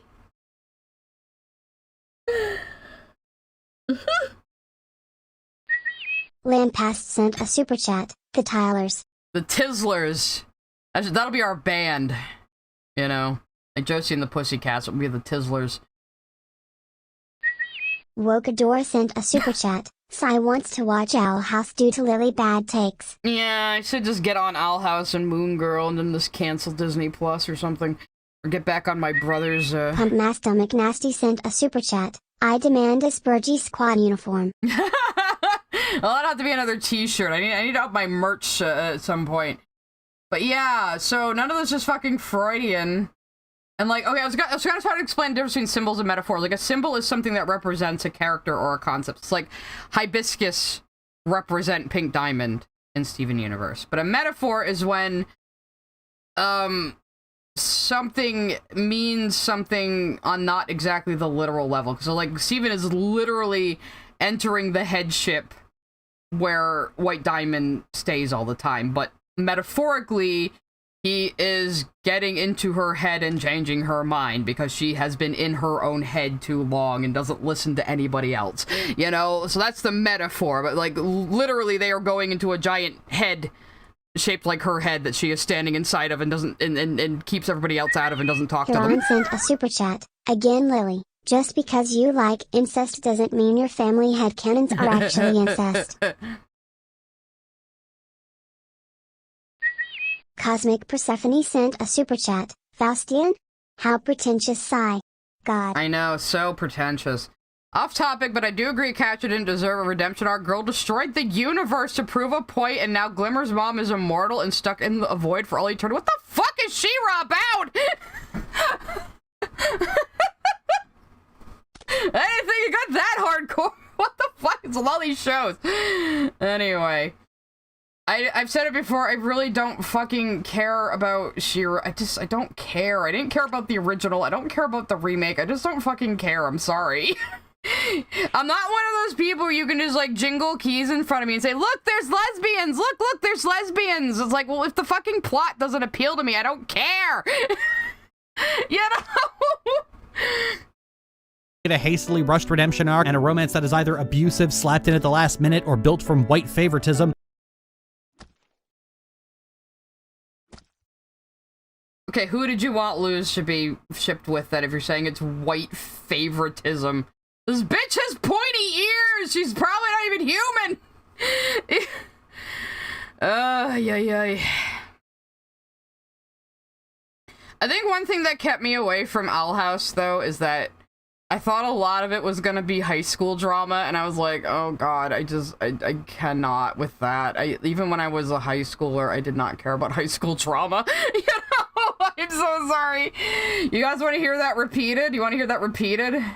And angsty, and a villain with some Freudian excuse that will turn out to get a hastily rushed redemption arc, and a romance that is either abusive, slapped in at the last minute, or built from white favoritism. A theme. She means Katra's abusive. This was slapped in at the last minute, which I kind of agree with, and then she's calling this white favoritism because raisins. Yeah. Korosami, I will admit, I have to agree with Lily that the only reason it happened is because it was a popular fanship, and they did kind of cram it in there at the last minute, and then they weren't even, like, they weren't allowed to be explicit about it either, so it just kind of was like a fart in the wind, really. Whatever. I don't care. I still think Korra is a fine series. It has a lot of problems, but it's enjoyable. It's fine, you know? And Nickelodeon was, like, fucking jerking them around the entire goddamn production. Aria_Days sent a super chat. Lily is mad because Lex isn't with Willow, and that is Lily's OP she thinks should be canon. Yeah, she's one of those, huh? I'm gonna hate the canon love interest because my ship didn't sail, you know? Okay, so what? Doesn't mean it's white favoritism. Impossible sent a super chat. She wanted Luz to be with Willow, which is another reason she hates Hunter. Right, because Willow and Hunter end up together. I know that much. I like that, though. They're like a cute couple. They contrast each other because she's all soft and he's all angular. I like couples that, like, are a contrast of each other. If you can't tell from my fucking OTPs. Favoritism, a theme about learning to forgive, and a story pacing that is practically begging you to make elaborate theories that will never turn out to be true, but will succeed in battering the sunk cost fallacy into your mind and just... She hates fandom speculating about plot and stuff and lore. So what if your speculations turn out to not be accurate to what happens in the story? You still had fun talking about it. You still had fun talking about these things and speculating and thinking about it. And hell, you can always write a fanfic, Reminds me when Tolkien haters said that Aragorn and Arwen didn't count as an interrace couple because Arwen was a beautiful white woman. Bitch is an elf. They're basically not fallen angels. They're like not even archangels. John Williams sent a super chat. Fans forget Korra and Asami were romantic rival going after the same dude for half the show. Yeah, exactly. D. Elwin sent a super chat. A story could beat its themes with a sledgehammer and Lily would still not get it. Just look at her Pokemon Black and White review. Yeah. Sorry, you guys are never gonna get me to play Warhammer. I'm sorry. Sorry. I don't care. It doesn't grab me. Yeah, like, I think that's the other reason they made the fanship sales, because fucking Mako was boring and nobody liked him. Mako wasn't interesting until he had to babysit that annoying prince guy, and then he finally had a character. Like, the first season of Korra is rough. It's rough. And I think that's mostly because it was supposed to start out as a mini-series, and then Nickelodeon came in and said, no, do a full season, but that's all you're getting. Actually, no, do 2 seasons. Actually, no, here's a 3rd season and a 4th season, but then we're just gonna air all the last episodes of season 4 online, because fuck you. I was there when it was airing. It was a mess. Anthony Gramaglia sent a super chat. She doesn't like fan speculation because that means people will disagree with her opinions. Yeah. And she's not keeping up with the lore or story, so she hates when other people discuss it because other people understand things that she doesn't. Lily can't stand people knowing things she doesn't, even though she barely knows anything. You cause your own misery. It's West sent a super chat. Lily calling an interracial relationship an example of white favoritism feels gross in GL. Yeah, it feels gross in a way. It does. It does.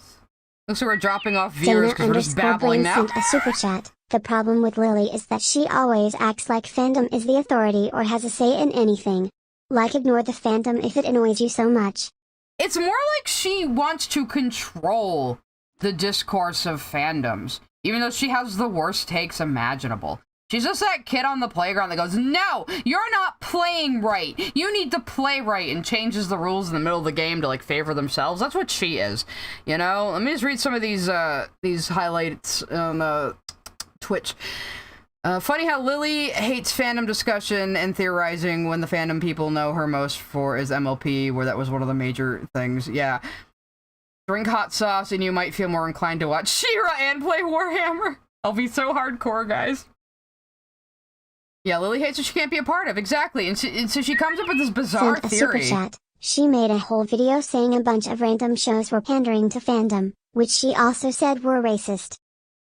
Of course she did. So this is Lily's idea. She's like, if you like a show and it doesn't tell you its entire story right away and builds up a mystery and you speculate about it, you're just addicted. You just have to see how the show ends because you're just addicted and you have the sunk cost fallacy. And it's like, Lily, if a show, like, starts to get bad, I'm not gonna finish watching it. Do you know how many years it took me to watch the final season of X-Files because it's so fucking awful? I finally watched it, like, out of obligation one time. I was like, yep. Sure glad I didn't watch that back in the day. Master Clockwork sent a super chat. Lily likes characters, but hates story. She wants to just straight to the end. Quite literally for her, it's about the destination, not the journey. Yeah, and she's always saying, like, oh, we got another super chat. Majin Lifestyle sent a super chat. Fans speculating plot points about their favorite shows? How dare they get invested in media that they like? Just shut up and side-eye the show while playing Yu-Gi-Oh! Duel Links like a normal person, triumphant face. I think that's what she does. Evie sent a super chat. Maybe Lily hates fandom discussions because, deep down, she knows her shallow bland stories would never garner that level of attention. Yeah, and she complains about people who go, oh, I have all these ideas for scenes, but now I have to write all the stuff in between. You know how people, like, make that complaint kind of jokingly? But that's what she does. She just writes the scene she wants to get to in little vignettes and never writes any of the connective tissue. Look at any of her fucking fan fiction or original writing. It's just vignettes of the scenes she wants to rush to without building up anything else, and she expects other people to care. You know, people aren't gonna care about your characters if you don't give us a reason to. And also, Space Frogs, you'll know what the fuck I'm talking about. I gotta tell you this funny story. So I did finally watch the last season of X-Files, and I saw Chekhov get shot directly in the middle of the head. I just sat there going, nah, he's not dead. Nah, he survived worse than that. He's not dead. I couldn't even believe he actually died. That motherfucker came back from, like, everything. Anyway. Lily's the type to say Megatron was right after he kills the corrupt leader, but ignores the fact that he did it out of revenge with absolutely no interest in changing the world for the better. Probably. Like, we were talking about that on Ant's stream the other night with the villains list. There's so many of the villains she would just, like, agree with just on principle because, like, oh, they're killing their abuser, so it's fine, you know, that sort of thing. But, if Lily wants these shows to conform to her limited views, why doesn't she just write fan fiction about her ships? Oh, wait, yeah, and she can't do any better. So lore is the best thing. That's why I got into HH and Helva. Yeah, and that's why I love Dragon Age. I love the lore and the world of Dragon Age. That's why I stick Charlotte around. sent a super chat. Too long? Too much lore? She's ain't One Piece. You would never be able to get her to watch One Piece. Repeating that cycle over and over again until the emotional part of your brain dries up. I'm sorry, maybe this is just me, but if something is leaving me emotionally numb, I'm not gonna keep watching it. The adventure fantasy— Yeah. Jehudi sent a super chat. Lily, that's called intrigue. Christ. Lily, you're just assuming these things are leaving people emotionally numb. Just because they leave you emotionally numb because you can't fucking follow them and you can't appreciate the writing or the world building doesn't mean that's everyone's experience. She has no concept of mind. She can't imagine that other people have thoughts and feelings that are different than hers. Like, she can't grasp that concept. Probably because she doesn't really see other people as real people and can't imagine, like, her point of view isn't, like, the objective, like, universal view of the whole fucking world. It's like she's fucking Christian. She thinks she's like the real player one, you know? It's like the single first person camera, etc., etc.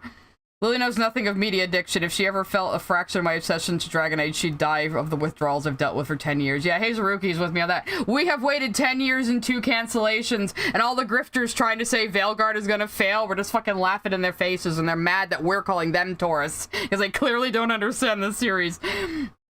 It's like, Lily, I know what it's like to want to jump straight to those fun parts in the story, but this is where we differentiate. You can't be patient and let the build-up making things better.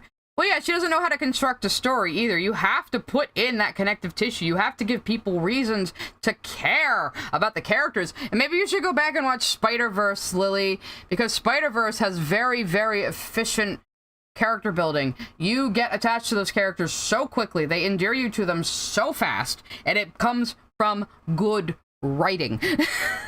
You know? genre is oversaturated, has actively choked more promising genres out of existence, and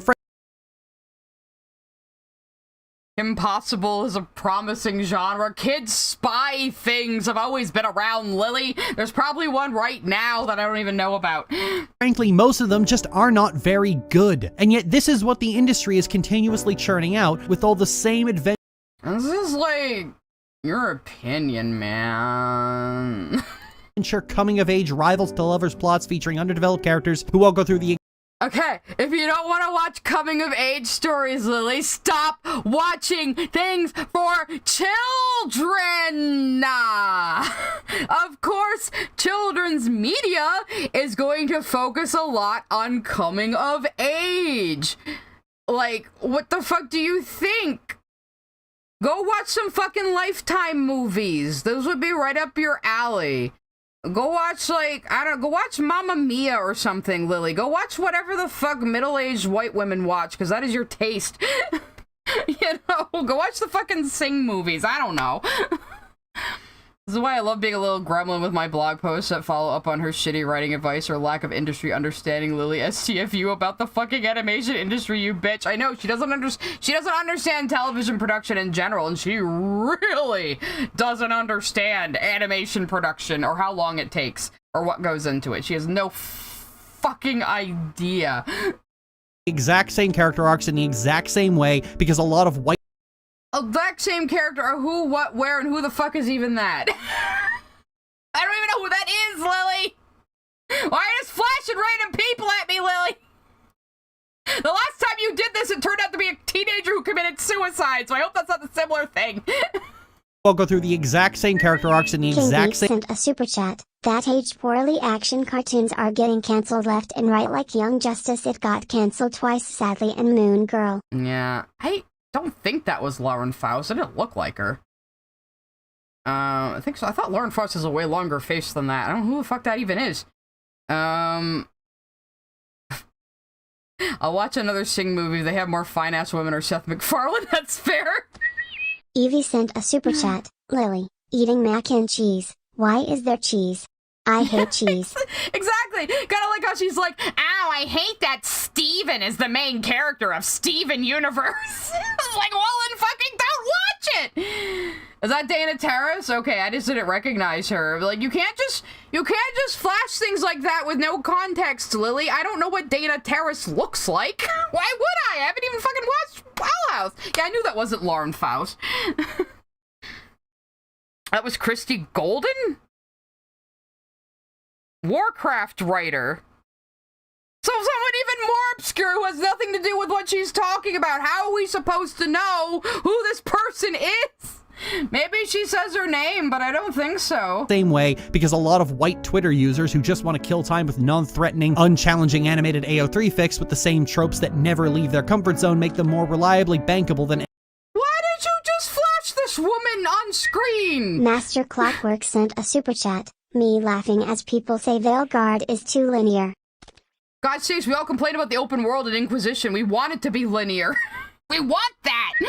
Crimson Ender sent a super chat. Lily dropping photos of creators as this big mic drop moment is so cringe, especially considering her reaction to her old photos in the June video. Yeah, no kidding, kind of hypocritical, and also I have no idea who the fuck that is!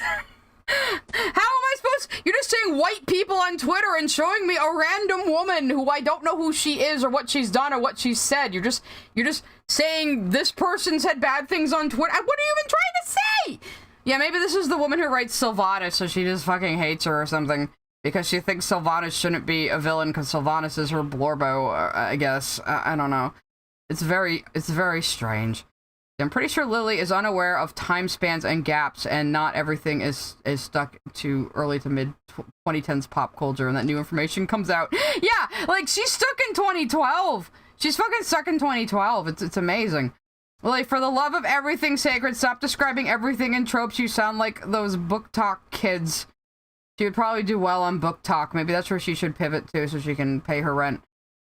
But yeah, maybe that's Sylvanas' writer. I don't even like, you can't just show me a random person with no context and say, she says bad things on Twitter, just trust me. I don't even know who the fuck that is, Lily. Who is this?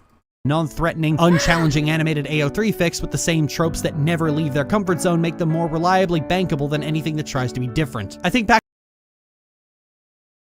Didn't a lot of these shows get canceled for bullshit reasons, Lily? I don't think it's about being bankable. Didn't fucking Owl House get canceled over being gay? Didn't Steven Universe also got canceled over being gay? A lot of these shows didn't have very long runs, Lily. What is she even talking about? This is just all her ire at fandoms. That's all this ever comes back to. She wants to control how fandoms behave. She wants to be popular. But because her takes are so garbage and no one wants to listen to her, she just takes it out on fandom in general. It's so weird. You're in your 30s, Lily. Back to how Kim Possible couldn't be made today because the discourse surrounding cartoons and the ubiquity of Twitter means that the fanbase would try to pigeonhole it into being an adventure fantasy show, likely decrease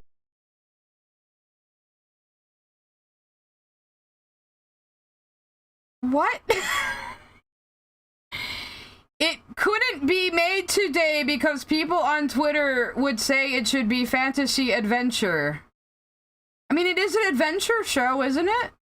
She's a fucking spy. She's a high school girl by day and a spy by evening or whatever, right? That's all I know about Kim Possible. I'm sorry, I did not grow up with it. I was too old when this came out. Oh no, the 2014 Lily is here to haunt the chat. Guys! You tried to summon Sabine and you summoned old Lily's ghost. What did you do? Anthony Gramuglia sent a super chat. Is Lily going to actually discuss fantasy lit? No, I may have done a little bait and switch in my title. She's mostly just talking about adventure fantasy children's shows, which she hates. She just hates the genre and hates that they're popular. That's all this is. That's all this is. So, she says people on Twitter are idiots, but then says people on Twitter would demand Kim Possible be a fantasy adventure show, and thinks that that would somehow actually affect the show production? It's an adventure action comedy, yeah. This is still an adventure show. Are adventures only a problem when it's fucking fantasy, Lily? I mean, where are you going with this? We never know where she's going with anything, because she just word vomits into a script and then doesn't edit it and then records it and then feels satisfied with herself. Couldn't be made today because the discourse surrounding cartoons and the ubiquity of Twitter means that the fanbase would try to pigeonhole it into being an adventure fantasy show, likely decrying Kim's personal life as boring, and would probably harass the executive producers for years when they didn't pair a 16-year-old girl up with a 35-year-old supervillain. Okay, so? This has nothing to do with the quality of the show itself or the quality of shows that came after it, Lily. Who the fuck cares what people on Twitter are saying? People on Twitter are fucking retards. You say it yourself until it becomes convenient to try to use people's Twitter arguments against me that you don't even fucking understand. But okay. Yeah. I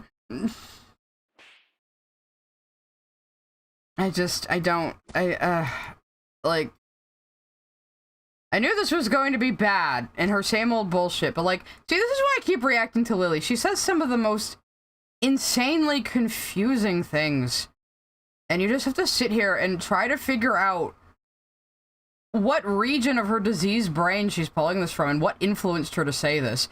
Again, it's like that Chris Chan thing. You look at Chris Chan's comics and say, okay, what actually happened in real life to result in this scene in the comic? Demonica Turner sent a super chat. NGL, her not liking Adventure Time is a huge red flag for me. The last person who said it is bad. Quit for being exposed as a pervert. Raised eyebrow. Phoenix_03E sent a super chat. I swear Lily is just bitter at these shows because her writing was read by like 10 people. It seems to be sometimes, honestly. That seems to be the case. King Beats sent a super chat. What person would harass creators for not making their pedophilic ship canon? Who are you talking about, Lily? Probably herself. No, I mean, there's fucking batshit crazy entitled people on Twitter who would, like, scream at creators over stuff like that. But, like, you can ignore those people. Buzilla69 sent a super chat. What is it about adventure fantasy that she has such a grudge against it? I get it if you don't just like it, but there has to be a reason for such hatred towards the genre. Poopa Stinka. She doesn't like the genre, so no one should. Sent a super chat. She's just mad that genres she doesn't like exist because different people have different tastes. How shocking. Yeah, she just hates that these shows are more popular than the bullshit she likes. She's a child. Ultimately, this whole thing is Lily being deeply envious that she can't write anything half as engaging or worth discussing. It's true, because she'll always bring up her own writing every time she bitches about this sort of thing. She'll always, let's just wait, she'll bring up her Dark Ambrosia or some fanfic or so. She'll bring up Madhouse or something. She will at some point. And she really hates like Dana Terrace and N.D. Stevenson and Rebecca Sugar for getting praised for, like, doing gay rep. Because they can't have done anything good if she thinks they're bad, so she has to disqualify it somehow. Because, again, she is a fucking child. She can't think like a rational adult. It's fascinating. Like, Lily, you can't say people shipping Kim with the Green Lady is bad when you wrote Stockholm. It's true. Is Lily an actual human or is she secretly young? So now, like, see, like, I'm looking at the art style, though, and, like, Shigo looks the same age as her, So, I don't, if people thought they were both teenagers, I can't really, blame Frankenheim them. sent a super chat. Oh brother, this guy stinks. Yeah, oh brother, this guy stinks! She accused Anna Terrace of being racist. Of course she fucking did. Action Fan 19 sent a super chat. Some of these shows she hates just because they burned her by a bad writing decision. Example, she hates the Tangled series because they made her fave character Cassandra related to the main villain from the movie. Thank you for the super chat. Tyler Really, that's Preston all. That's sent the a only super reason. chat. For Halloween, you must watch Devilman Crybaby. Maybe.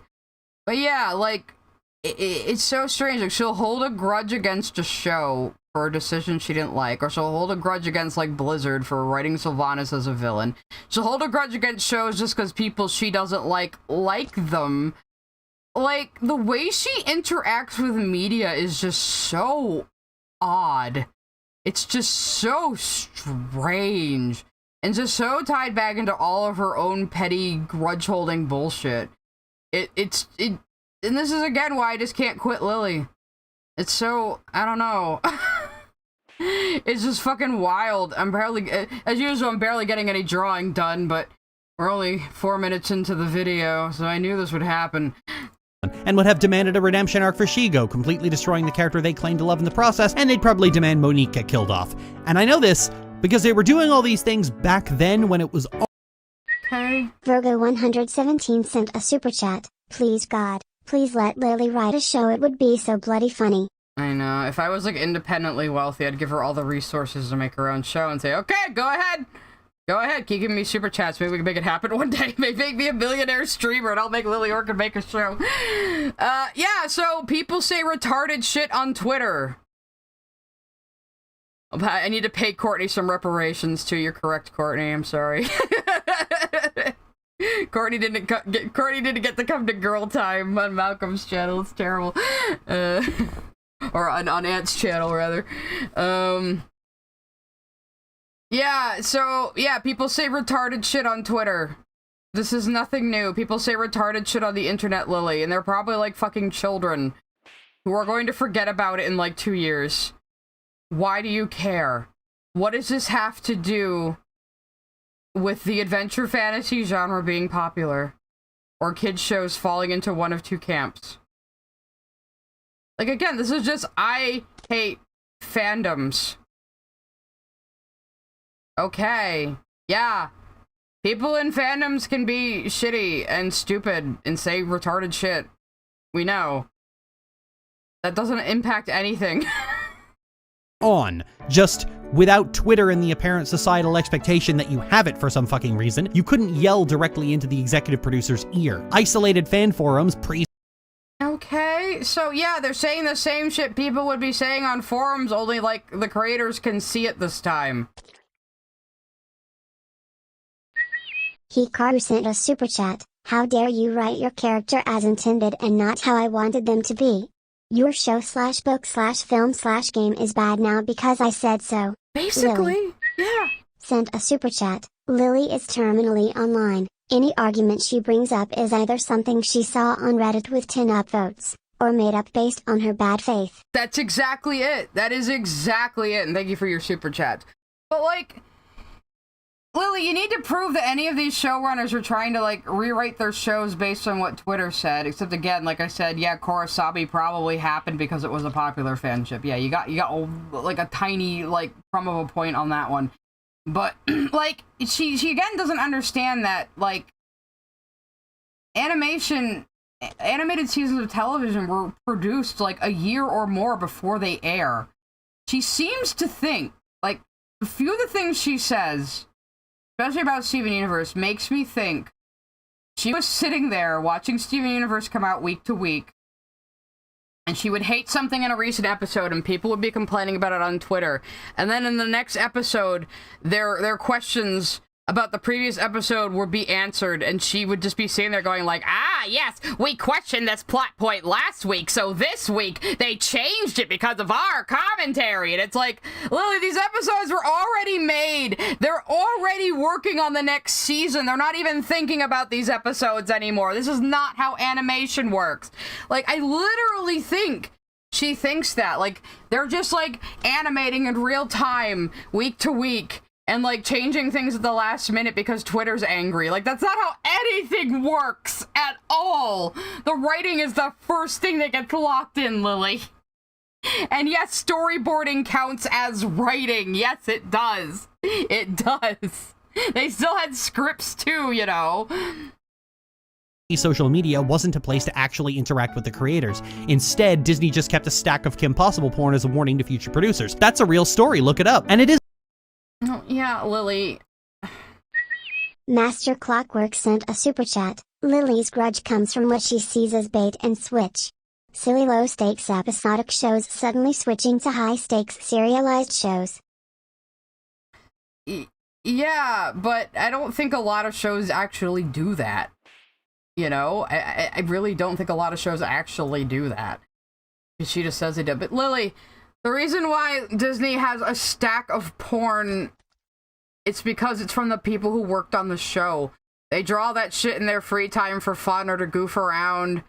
Or to fuck with the execs because they have to hang on to it. They have to put it in their vault because it's property of the company because they drew it while working on the show for the company. So any porn the creators drew during Kim Possible's run is like property of Disney. And they have to put it somewhere.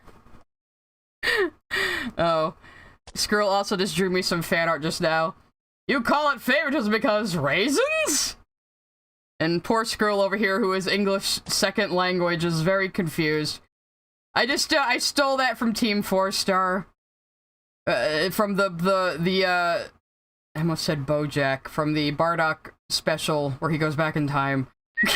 Improv B sent a super chat. Sounds like Lily thinks all cartoons operates on the South Park cycle. Nice. Yeah, they had that joke where the Proto Freezer was like, I shall henceforth name all of my men after fruits, and it's like he's like I got that intel.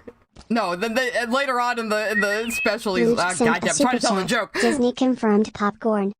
Yes, and then later in the episode he's trying to like say he like they asked him why he's doing something. He goes, because of raisins! Raisins is my intel guy.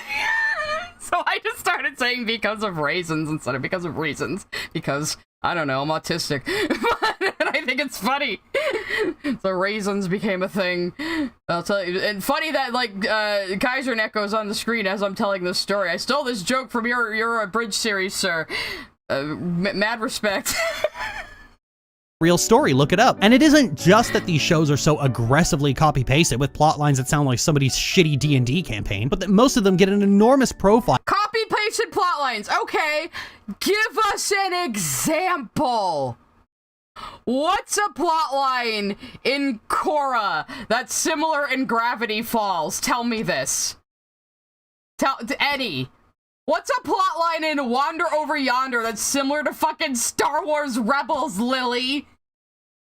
I don't think you've even watched half of these shows, Lily. What possible similarities does Young Justice have to Steven Universe? A super chat. I would love to see a heist movie where they break into the Disney vault to steal all the Disney smut. Would be a good idea. Anybody in here? Any filmmakers in here right now? You hear that idea? That's a free one. I used to break out all the Disney porn. I don't know what the fuck Ruby is doing there.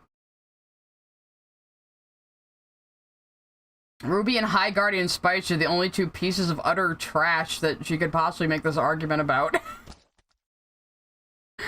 And even Ruby fans would probably agree with me on that statement.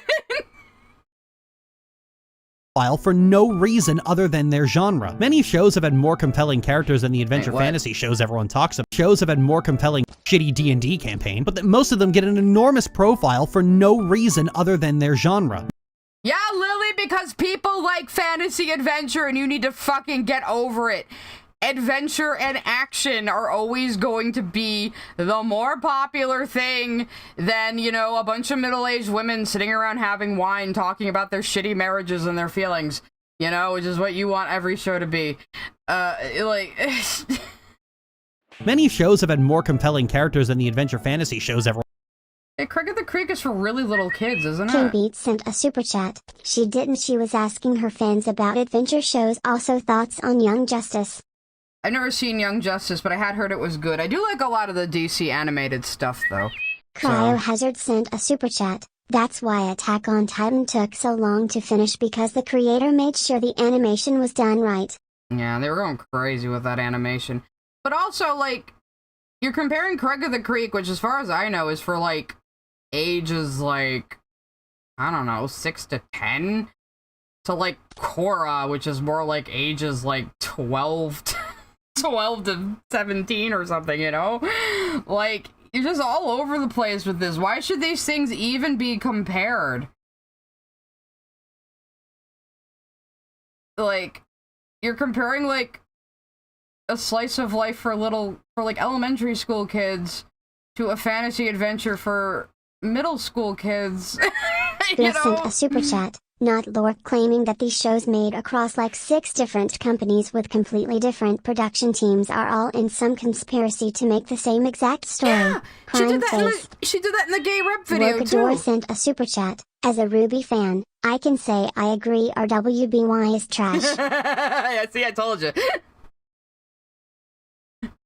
We got one more coming. Master Clockwork sent a super chat. Zarbon, quick, grab my bowls. Zarbon, quick, grab my balls! That sounded too much like Lily, actually. Anthony Gramuglia sent a super chat. Lily, just watch Pride and Prejudice. No, wait, stop. Can you imagine how much she would misinterpret Pride and Prejudice? Can you imagine? Oh no. Actually, yeah, Lily, do watch Pride and Prejudice, please. Just I want to see Ant, like, get his brain broken on stream again. But yeah, like in the gay rep video, she was acting like all of these disparate shows made by different studios with different publishers and different teams were all working in a straight line to enhance the gay rep over time. Shneonbine sent a super chat. Lily would unironically believe in the CalArts conspiracy. Well, it was coined by a pedophile, so yeah. Super chat? I thought the other one was coming Improv B soon. Yeah, my sent a timing super was chat. off. I would pay to see Lily in a live play of a D&D campaign. It'd be hilarious. Oh my god, she would probably be one of the most insufferable fucking players. Like, why can't I just be, like, major powerful and beat all the bad guys right away and have a sister with me who I'm going to be very uncomfortably close with? Like, she would be mad. And welcome to the D&D table. I would love to play D&D again, but it's like hard to find the time, and I work on the weekends and most other people don't, and it's like it's tough. But I mean, I'm not very good at math, so I just rely on Roll20, and I'm usually a rogue. So just let me stab things. Oh, that fucking wolf guy is back. Looks like somebody wants a little time out. Shneonbine sent a super chat. Lily would try to beat up the old man with his 7 canaries. If you know, you know. I don't know, but I'll take your word for it. I know you asked me to play a one-shot Skrill, but goddamn, you're in Poland, I'm in America, our schedules are completely backwards. It's so hard to set up. King Beat sent a super chat. Okay, Lily does not believe in the CalArts thing. She said they have a bean mouth because the creators are weebs. They have a bean mouth because it's easier to fucking animate. You know, you gotta have, like, especially when you're doing a television show, you have to be able to draw these characters over and over again quickly and efficiently. That's why the styles tend to be kind of tapered down and simplified, you know? Like, you can't do majorly complex animation for TV. Look what happened to fucking Uzumaki. Everyone talks about, and cartoons have been running circles around Steven Universe and She-Ra in regards to gay rep for the longest. These two characters are running circles around the gay rep in Steven Universe. I don't even know who the fuck these people are. Guys, give me the Baxter and the Loud House. They're not sisters, right? I hope. I hope. Is that what she looks? What's the gay rep here?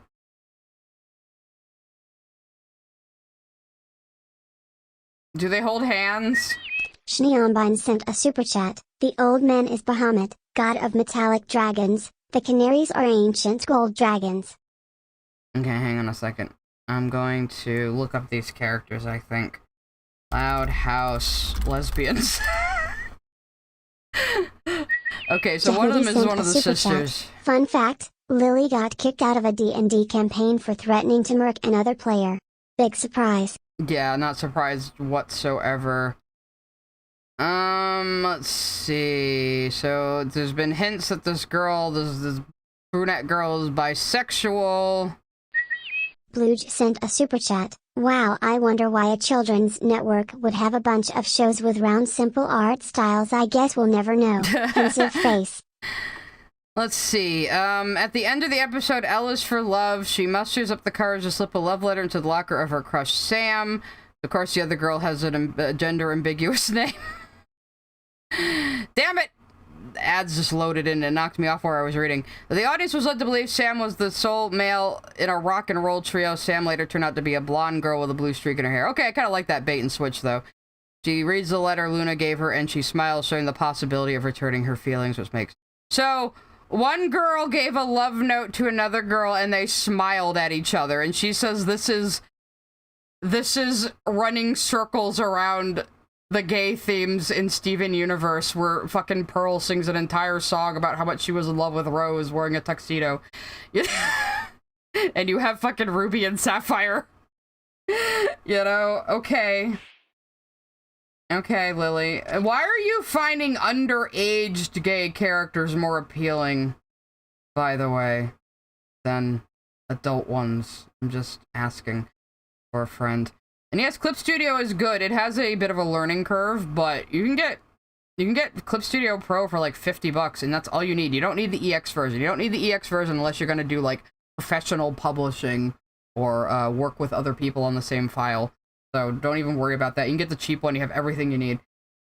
They go on dates. Oh my god. Oh my god. They're in middle school and they held hands. This is definitely running circles around the actual fucking adults with gay themes in Steven Universe. Yeah, okay. Yeah, okay.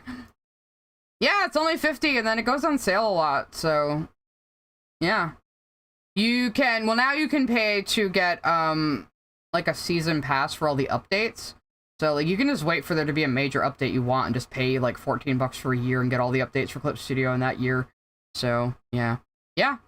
So, it's definitely worth it. Bit of a learning curve, but for comics especially, excellent tool. And I know I'm not getting a whole lot of work done. Hopefully I'll get more work done on this comic during this week. I might get called into work the next couple of days, but, I almost got called into work today, but I was like, nope, sorry, I got things to do. Nope. I'm probably making more money talking to you guys than I would going there anyway. Sorry. But anyway. Longest time. But Speaking of Gavin making me money. sent a super chat. Luna/Sam is actually pretty good rep as the series goes on, but Lily never elaborates and makes it sound so nothing. Mm-hmm. Shneombine sent a super chat. Pearl rocks that suit, honestly. Good investment. It'll always fit. Last super chat for the day. Also to scare away the Lily lurkers, Utina. Oh, but no, my TCS mispronounces it like Lily does. No, we've been foiled. Anyway. Yeah, the only reason I have Clip Studio Paint EX is because I got grandfathered in from Manga Studio 5 EX. So I owned the program for a while before it became Clip Studio.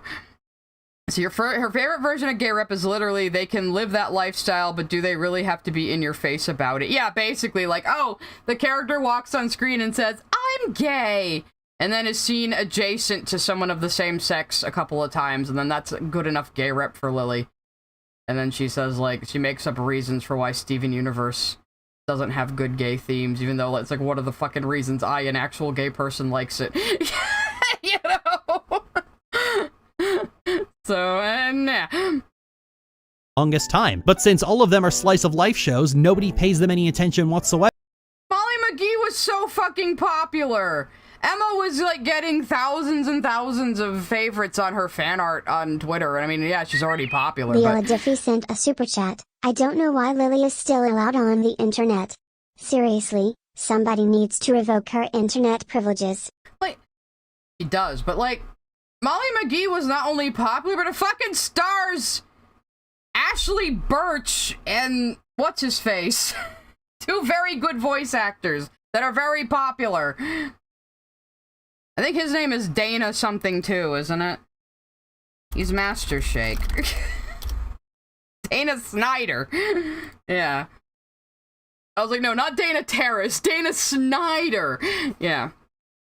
I don't think Lily wants gay characters to be characters. She wants them to be walking PSAs that go, hello, viewers, I am gay and I exist, and you will never see me again. Yeah, that was all the ones she Crimson praised. Amanda sent a super chat. Lily talks about gay people like a straight person. She sure does. It's very weird. Hikaru sent a super chat. Love Clip Studio. Sad Mobile isn't buy to own. Yes, mobile is a monthly fee, but I do pay for it because I can blip files back and forth over the cloud between my PC and my iPad, so I can take my iPad out and about and still work on stuff or sketch and things, so I do like that. Yeah, when one of your cast members is Shake from Aqua Teen, you have a popular show. Yeah, it's Dana Snyder and Ashley Birch, who, like, were a surprisingly good comedy duo together. They were ad-libbing a lot. You know? Like, they were actually, like, they had so much chemistry. You know? It's really good. Oh, I ink with vector layers now because it's so fucking convenient. And inking with vector layers is exactly like drawing raster. Except you can delete stray lines much more easily. So it's really good. She also believed that people who had to be subtle and not just outright show same-sex relationships internalized homophobia, and not we didn't want to tell people we were gay, pan, or bi, and suffer hate crime for it. Yeah, it's like her saying like how fucking Dion in Braceface was about it, but it's like, Lily, it was 2004, that this is how gay people acted in 2004, but you didn't come out as bisexual or change identities until you were an adult, so you wouldn't fucking know that high school experience, would you, Lily? So maybe you should shut your fucking mouth. I have been out as a lesbian since I was 14, Lily. I might know more about this than you. However, they don't get the articles and claims of being revolutionary, despite... Okay, what fucking article is this? Ely Fisher T. I gotta look up what the fuck website this is on, because she is always, like, looking at articles on Yahoo News that are just fucking fluff pieces and getting angry at them. I think I just minimized everything by accident. Oh, God. Lily, look what you made me do, Lily! Look what you made me do! Anyway. That name seems like it's fucking fake, too. Like, maybe this was written by AI, or they didn't want their name on it. Keely Fisher T. And she hates slow burn romances. Is this why she says she hates slow burn romances? Because it was in this fucking article title? Frankenpunk sent a super chat. Do you do any traditional art still? I have a drawing tablet but still mainly do stuff on paper and canvas. I do mostly digital these days. I used to still sketch on paper. I can't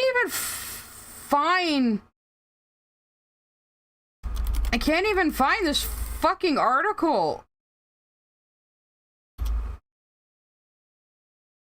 Okay, I found a copy of it on Reddit. And it's an interview with Noel, at the time Noel, now ND, I guess. And it's an article from fandom.com. Which is just the fandom. So this is just an article on the fandom wiki that interviews the creator. And she is so fucking pissed about it. Why?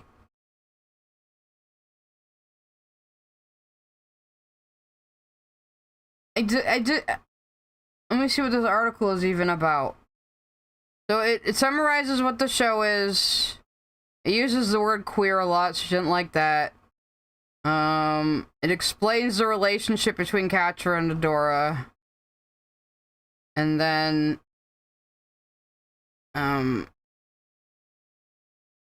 I don't think okay, it isn't even like an interview or anything. Let me just put it back on screen now that I've actually found this thing. It's just a fandom.com wiki article, like, summarizing the show and just talking about the romance between Catra and Adora. It's just a fluff piece to, like, fill out a search engine, Lily. Nobody is reading these and going, yes, this is the definitive opinion on this show. Like, this could have been written by AI. This is nothing. This is just a fluff piece. She gets so angry about the existence of fluff pieces. It's like when she went to a fucking Dazed article about the Utena movie that was like, the queer psychedelic movie you have to watch, and the person clearly didn't even know the movie was attached to an anime and didn't know anything about its history, and it was just a fucking fluff piece. But she was using it to say, oh, look at Utena fans saying that it's a must-watch, they're so delusional, and it's like, Lily, that's not even an anime fan saying this shit, it's just a fucking fluff article. Will you stop reading Yahoo News aggregates? What is wrong with you? Like, who the fuck cares? Who is citing this article? Nobody. It's just a fucking summary of the fucking plot. She's just mad at the headline. And it's like not even a publication. Alex the Shiba sent a super chat. You think that Lily is pissed off since she will never get her own show? Yeah. That's the one. That's the one, Mandy, that I was talking about. Let's just go over there real quick. I'm probably gonna feed the pets soon. Yeah, whatever. Yeah, the queer as hell psychedelic anime you need to see uses an image of the TV show when talking about the movie. Like, spends the opening paragraph talking about fucking Sucker Punch. Before even, and then here's how they describe the movie. The 1990 film adaptation of manga and anime series. Lazy Crimson sent a super chat. I love it when she talks about Shira. It's only Catadora and not Natasha and Spinnerella, a lesbian couple that shared a kiss in season 1. They are Lily's bare minimum gay couple, but no lol. No, they don't matter. This is a tale of dueling school children, perpetually raining rose petals, an upside-down castle in the sky, broadcast journalism, whistleblowers, Jungian symbolism, girls who want to be princess, girls in relationships with other girls, girls who transform into cars, girls who lead a revolution in car form, and a climax consisting mostly of a drag race between affirmation wear cars. Yeah, this person, like, is not an Utena fan. They just happened to see this movie that they heard was, like, really crazy, and they're just writing an ignorant-ass article about it back in, like, 2017. And, but because the title said, you need to see, she goes, look how zealous Utena fans are. They're saying, you need to see it because they can't accept that it was trash. And it's like, this person didn't even watch the anime, Lily! This person doesn't even know anything about it! Anyway, I'm gonna go feed the pets, and then we will continue with this fuck-ass video. Thank you for the super chat. Lily reads articles instead of watching the shows.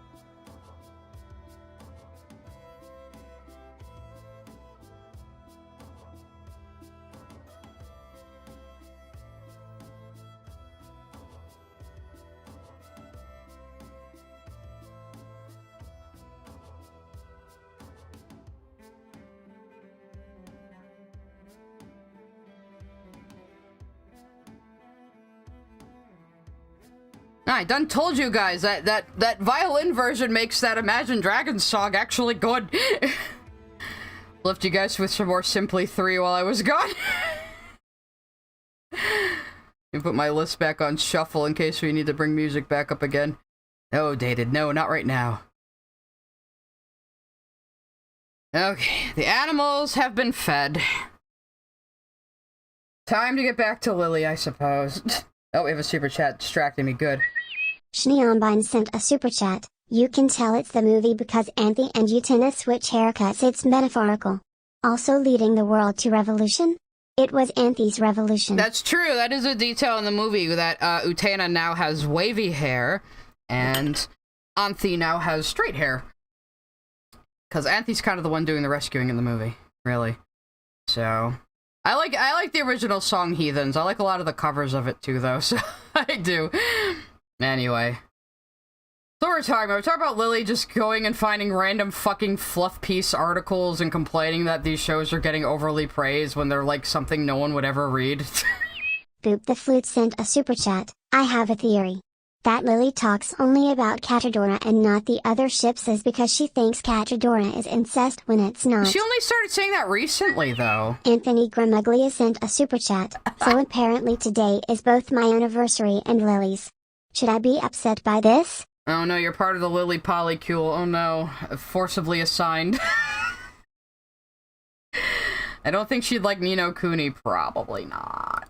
Literally being that for real. The Loud House has much better gay rep than most of these shows, as does...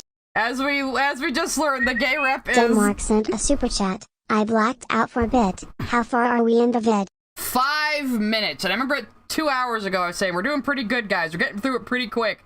More fool me. Yeah, the better gay rep is two girls passing each other notes and smiling at each other and being seen next to each other afterward.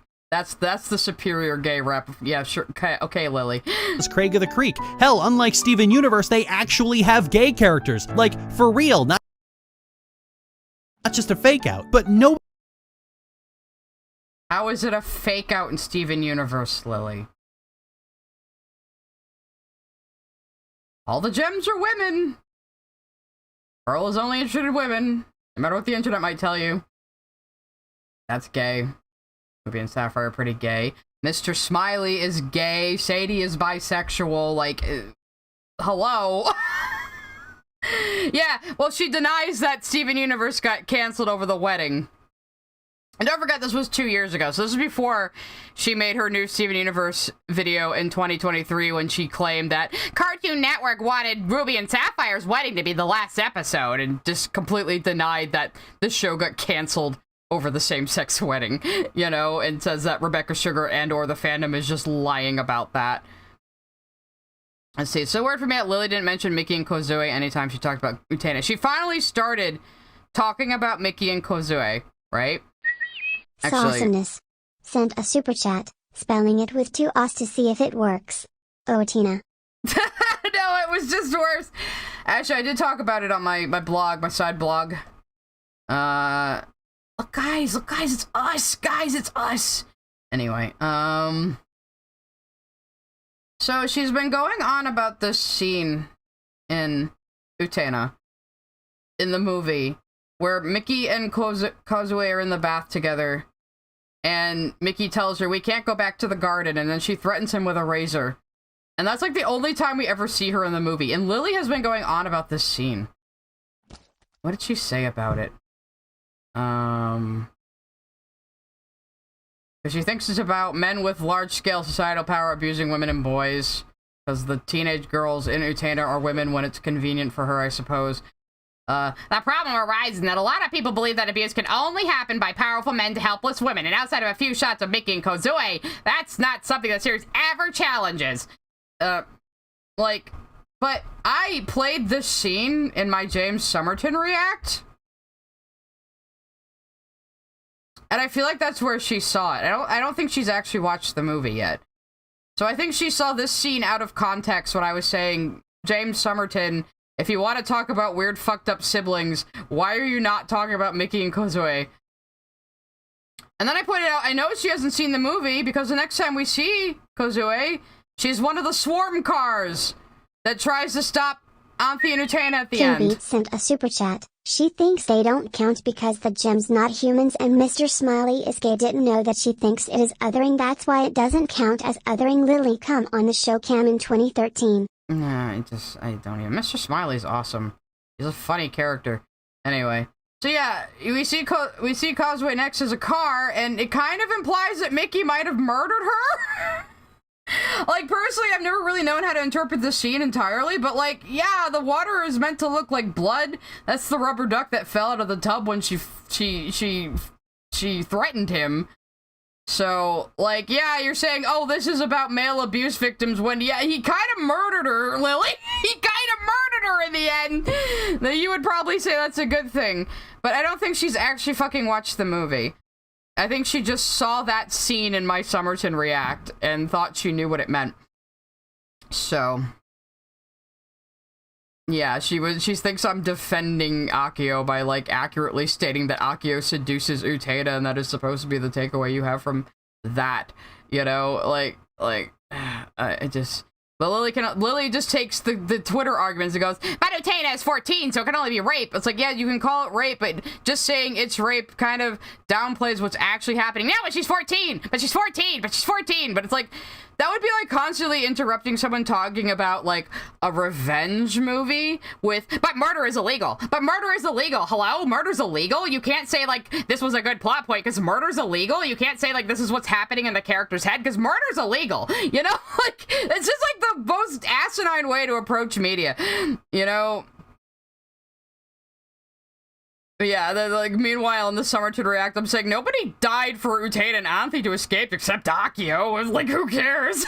You know? Dude, like, this, I know she's not an Utena fan, because the Utena fandom fucking memes on Akio all the time, because why wouldn't we? He's fucking ridiculous.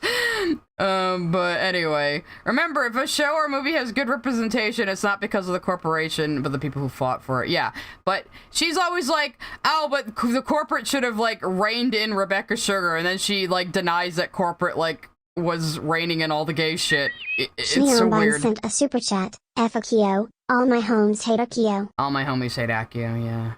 I interpreted this scene more as Kozue also trying to get Mickey to leave with her to the real world, but Mickey didn't take the key. Hell, he doesn't even have a key. He doesn't have a clue. Yeah, I don't know, like, no, because the reason she calls him a traitor is because he's like, we can't go back to the garden, Kozue, we can't go back to the way we were as kids. That's what they both want. And he just is kind of giving up on that, and she's like, no, bitch! You're not allowed! And then he might have killed her. I don't know, the movie is fucking weird, man. Anyway, what was Lily talking about? We got so bored after we started talking. Why are they at Applebee's? What is happening? Nobody fucking talks about them because you can't make aggressively clickbait YouTube videos about their stories because their story. Okay, let's just look up how many videos are about Craig of the Creek. Craig of the Creek.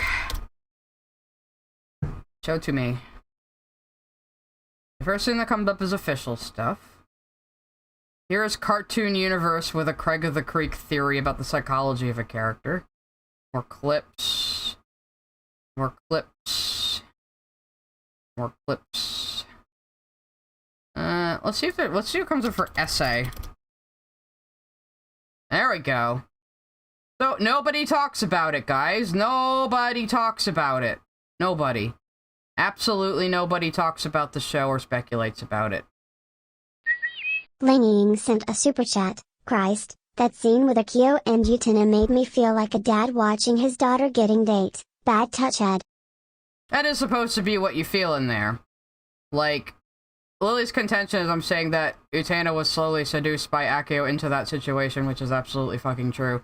But apparently I can't say seduced because she's canonically 14, even though, guys, I don't think people in Japan 30 years ago were really thinking about age of consent when they were writing that. Like, I'm sorry you don't like how the show is, but you can't just pretend it isn't that way, you know? That was really what my point was. Anyway, so yeah, nobody fucking talks about Craig of the Creek on YouTube, guys. Nobody. Not even Cartoon Universe, guys. So, Lily, what are you talking about? Yeah, it's like, wow, this bad thing in a show is bad. Yeah, I know, but it's what happened. Like, I'm talking about the act. I'm not talking about what's ethical in real life. I am talking about the text of a work of fiction. You know, people that can't make the distinction drive me fucking crazy. I feel like if Lily were ever somehow to take a simple look at Bango's Stray Dog, she would make my brain explode in itself. Good thing she probably would never, ever, ever even touch that, so... movie's absolutely surreal and absurd. I think the messages are well laid out. Yeah, I agree with that. So my cousin Utana, the only thing she cared about why Anthony doesn't have her clothes during situations. Just many situations she doesn't have clothes, it's true. Stories are personal and character-focused and not strung-along mysteries about some of the worst lore ever written. I'm often told that criticizing creators is... Shneonbine sent a super chat. The fact that the episode is a POV for Makio makes anyone with sense uncomfortable. Okay, actually the last super chat from me. LOL. I think that was like your third last super chat there, Zin, but thank you very much for your support. So... I don't like the lore, so it's bad when shows have lore. Okay, Lily? That's literally just you, though. Like, other people are allowed to like things that you don't like. Like, you have to actually come up with a reason why you think these things are badly written. You can't just say it. Like, give us an example of why you think... I can give you plenty of examples of writing I don't like in Steven Universe and why, and give my reasons. Like... But you can't even, you're just like, no, this thing sucks, and everyone else should think it sucks too, because I said so. Me. You know? Lily, get my silly Maryland Steven Universe related show out of your mouth! Oh, does Craig of the Creek take place in Maryland? It could very well cross over with fucking Steven Universe, then you're right. People pretend grown men don't engage romantically with teen girls all the time anyway. A bunch of old fucks hit on me when I was younger than 14. Yeah, like something happening in a story does not mean that the story is endorsing it. Nor does it mean you're endorsing it to just state what is happening. You know? Like, fucking hell. Mysteries about some of the worst lore ever written. I'm often told that criticizing creators is bad because they worked really hard on their passion project, but I don't buy that. Okay, like, I don't buy that either, like, especially, like, but Lily does that. Lily, that's you. Fish sent a super chat. Lily thinks her opinion is divine truth. She does. She absolutely does. That's why I think she's a malignant narcissist. But, like, you got a lot of people in entertainment right now that are basically like, why are people criticizing my show? I worked really hard on this, you guys. And it's like, yeah, you made a bad product. Get over it. No one has to care about your fucking feelings. If people aren't interested in your product, you fuck something up. Oh well, make a better one next time. Don't just go like, no, it's all the racist and sexist. That's the only reason the Acolyte failed. We're very talented people and did a good job. It's like, you can't go into a project thinking that way, thinking your shit don't stink. You know? Like, God. Nick Wolf sent a super chat. Let's try this. Oh, Utana. It still can't do it. Nice try, though. Thank you for the $2. So, yeah, I agree with that point, but, like... RS Film Discussion Channel sent a super chat. If Lily only espoused the brilliance of slice of life shows, that would be better than bitching about the opposite. Plus, if she was any good at it. Yeah, why don't you just tell us why all these shows are good and worthwhile watching, Lily? You haven't even said anything about these supposedly superior slice of life shows, you know? But, like, now I'm not even talking about people like Andrew Doxer. I'm talking about people in the actual professional fucking industry acting like this right now. Like, I watched a fucking lecture by the CEO of Sweet Baby Inc. the other day, and she was like, I was Googling my company's name, and I didn't see the praise I expected. All I saw was people insulting us, and they must just be the worst people on the internet, like from 4chan and stuff. We couldn't have possibly fucked up anything because we're so talented and good and get corporations to give us millions of dollars to literally do nothing. You know? So, just saying, as a professional, giving a talk. Nick Wolf sent a super chat. Almost got it. Utana. Yay, you got it! Hooray! Thank you for another $2. But, yeah, just as a professional giving a talk at, like, a professional conference, saying, like, I Googled my company and I didn't see the praise I was expecting. That is, like, the most mortifyingly unprofessional thing I think I've ever heard anybody fucking say. Like, dear God, woman. Nobody wants your product. Nobody likes your service. Just saying, oh, but my industry friends say I'm doing really good to my face. Yeah, they're probably making fun of you behind your back because you're a moron. Sorry. We might go over, like people keep getting on me. So, like, you're not allowed to hate Sweet Baby Inc. if you're a leftist and gay. And it's like, the hell I can't. The fucking hell I can't! I hate consulting companies like that just come in and invent problems to get corporations to pay them to solve, and then they just needle the fucking creative team trying to do the actual work. You know? They are a pustule on the industry, and I have always hated companies like that. So maybe we'll do a fucking stream making fun of some of the stuff some of that people have said, because like I said, it's just mortifyingly unprofessional to me. I can't believe these people conduct themselves this way. You know, it's outrageous to me. You know, so, like, yeah, I might just, like, fucking double down on that, because, like, that talk that lady gave and another person who, like, was on a talk, like, we're just saying some of the most absurd shit that, like, if they had a PR team, their PR team would be in there like, what the fuck are you doing? You know? Maybe they need one. I don't know when we're gonna react to the June video, Courtney. I still want to make a scene for it. I need to make like a special streaming scene for it. And then we have to find a time me, you, Ant, and Krim are all available, which it's always so hard to get more than 2 adults together on fucking anything, you know? But we'll figure it out. We'll figure it out. And I think when Lily comes out with her next video where she's going to be shit-talking Krim, me, and Ant, I want Courtney on to, like, roast us better than Lily can. I think that would be really funny. So... this idea is going forward.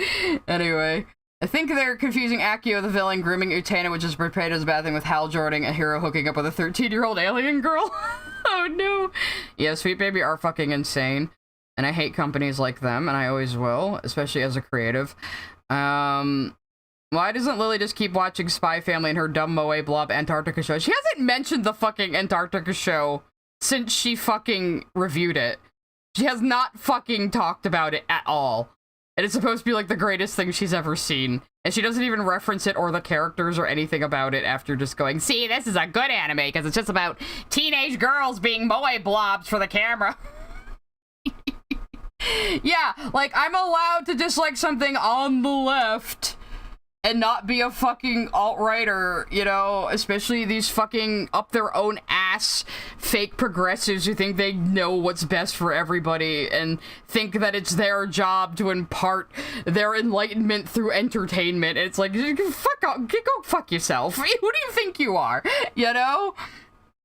I'd consider Star Wars to be an unpleasable fan base. Star Wars is just too fucking all over the place now. Yeah.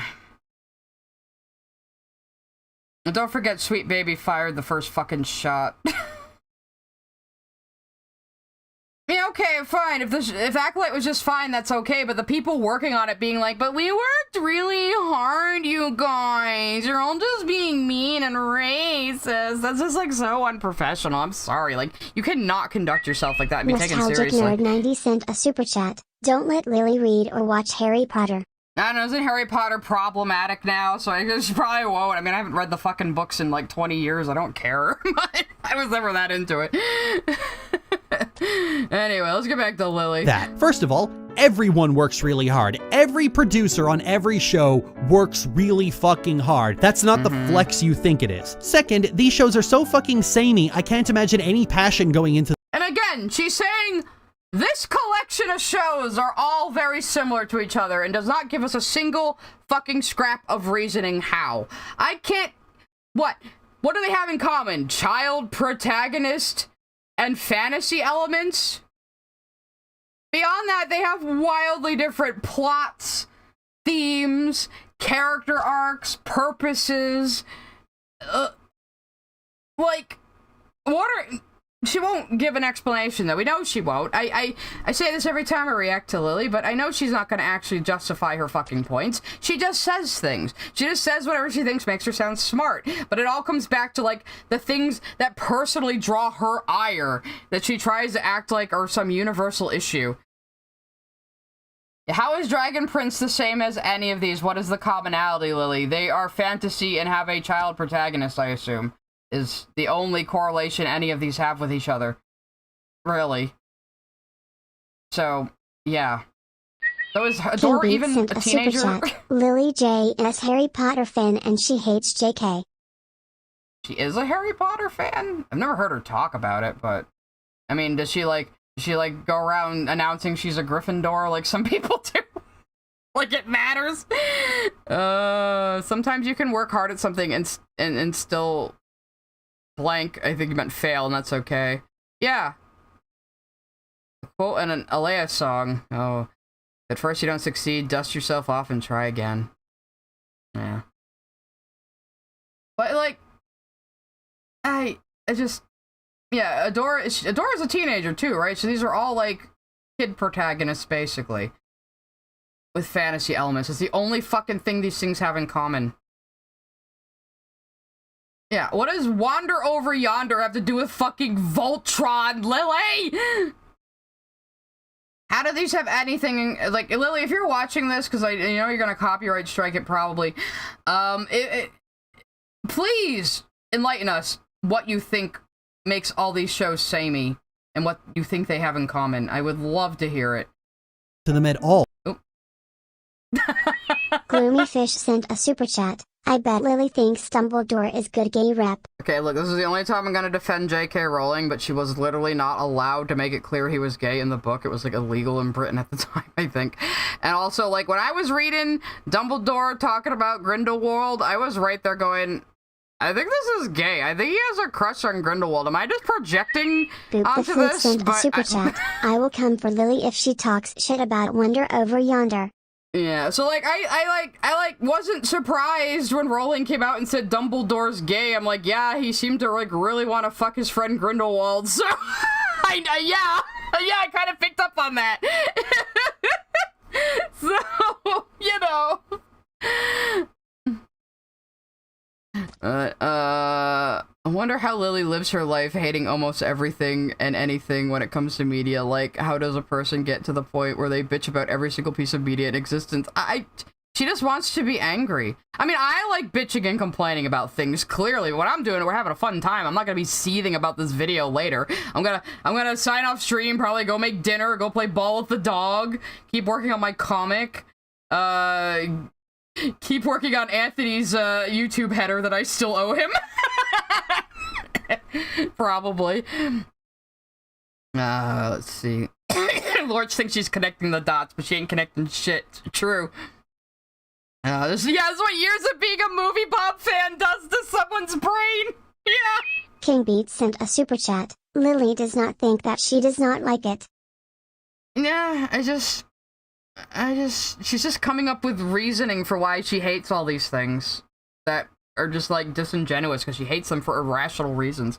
You're not going to defend Sweet Baby Inc. totally here, but imagining what the Disney higher-ups probably said to them, I get why they were frustrated, and yeah, bad move to let that out publicly. Yeah, like, bitch to your friends and coworkers behind the scenes all you like, but don't be out here saying, guys, we worked really hard on our show, and you're being mean to us. Like, you're a professional. Fucking act like one. God. You know? This is not a fucking meritocracy. Shows get these profiles not because they broke new ground, but because they fit a certain mold of cartoon that is socially acceptable to talk about. Again, just flashing back to a fandom.com article about how, hey, there's gay stuff in She-Ra. Hooray! An article probably like all of like 20 people read and then immediately forgot about.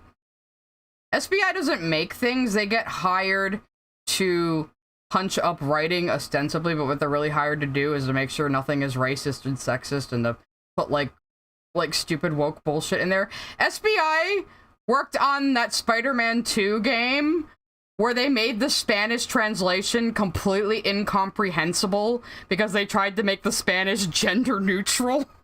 So that tells you something about their goals and priorities right there.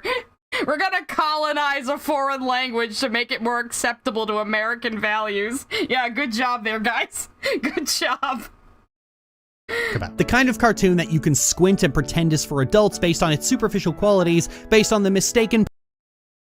Lily, nobody has to pretend a show is for adults. Yeah, sometimes you get fucking morons online that are like, no, the show is like really deep, guys. Like, I had one guy like outraged at me for saying Steven Universe is appropriate for 8-year-olds. They're like, what about the forced fusions and stuff like that? It's super dark. And I'm like, please watch something for adults for once. Please, for once in your life, watch something for adults. Also, kids like scary things. I liked scary, dark, morbid, icky things when I was a little kid. Lots of kids like shit like that. Like anyone who likes horror likes to be scared in a safe way. That's why we like horror entertainment. You know? I would have probably eaten a show like Steven Universe up when I was a kid. I watched fucking Gargoyles when I was a kid. You know how dark that was? It was pretty dark. I've lost everything, even my revenge. Anyway, fucking Keith David was my childhood, yo. Oh, we got a super chat. King Beat sent a super chat. Remember Spee admitted they make forced diversity. Yeah, they totally do that. They're a bunch of fucking grifters who just make millions of dollars off fucking stupid executives to, like, literally do nothing but justify their own job with stupid bullshit. You know? These insert job here are hard work. Lily Orchid, the same person who was insubordinate on her second shift at Tim Hortons and complains about the difficulties of working at service jobs. Yeah, and then calls sitting on stream for 8 hours just grunting into the mic working an 8-hour workday. Fuck off, Lily. You know? Paradigm that a work has to be serious itself to be regarded as seriously. You could... Lily, I take children's animation seriously because I am a cartoonist. And I am interested in the work other adults do, which includes shows that they make for children. And I myself would, if I was to write original work, would probably be aiming at, like, the teen to early 20 demographic myself. Hikaru sent a super chat. Oh hell yeah. Gargoyles was amazing. Gargoyles was amazing. I rewatched it as an adult. It does hold up pretty well, actually.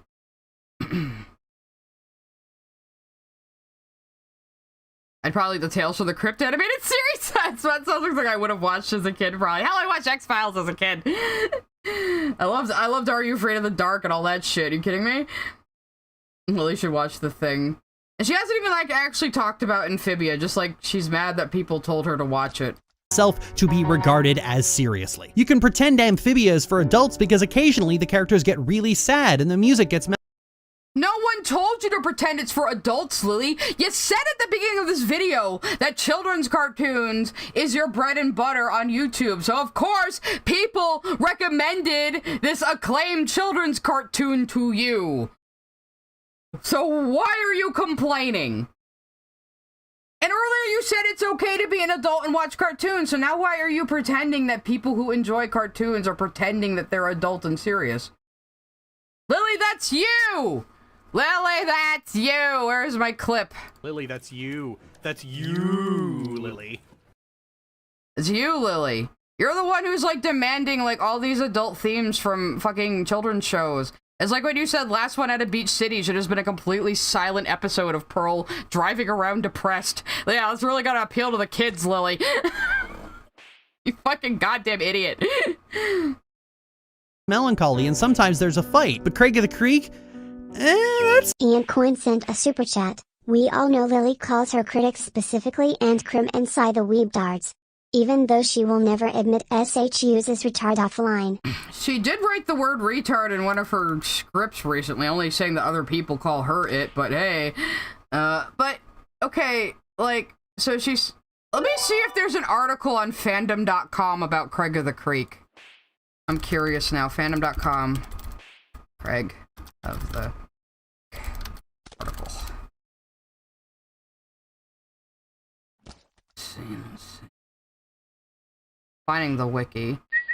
Mock sent a super chat. The only episode that isn't entirely for kids in Amphibia is the one with the content warning on it.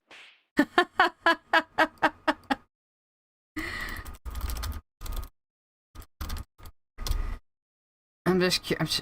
How do we find articles? Posts.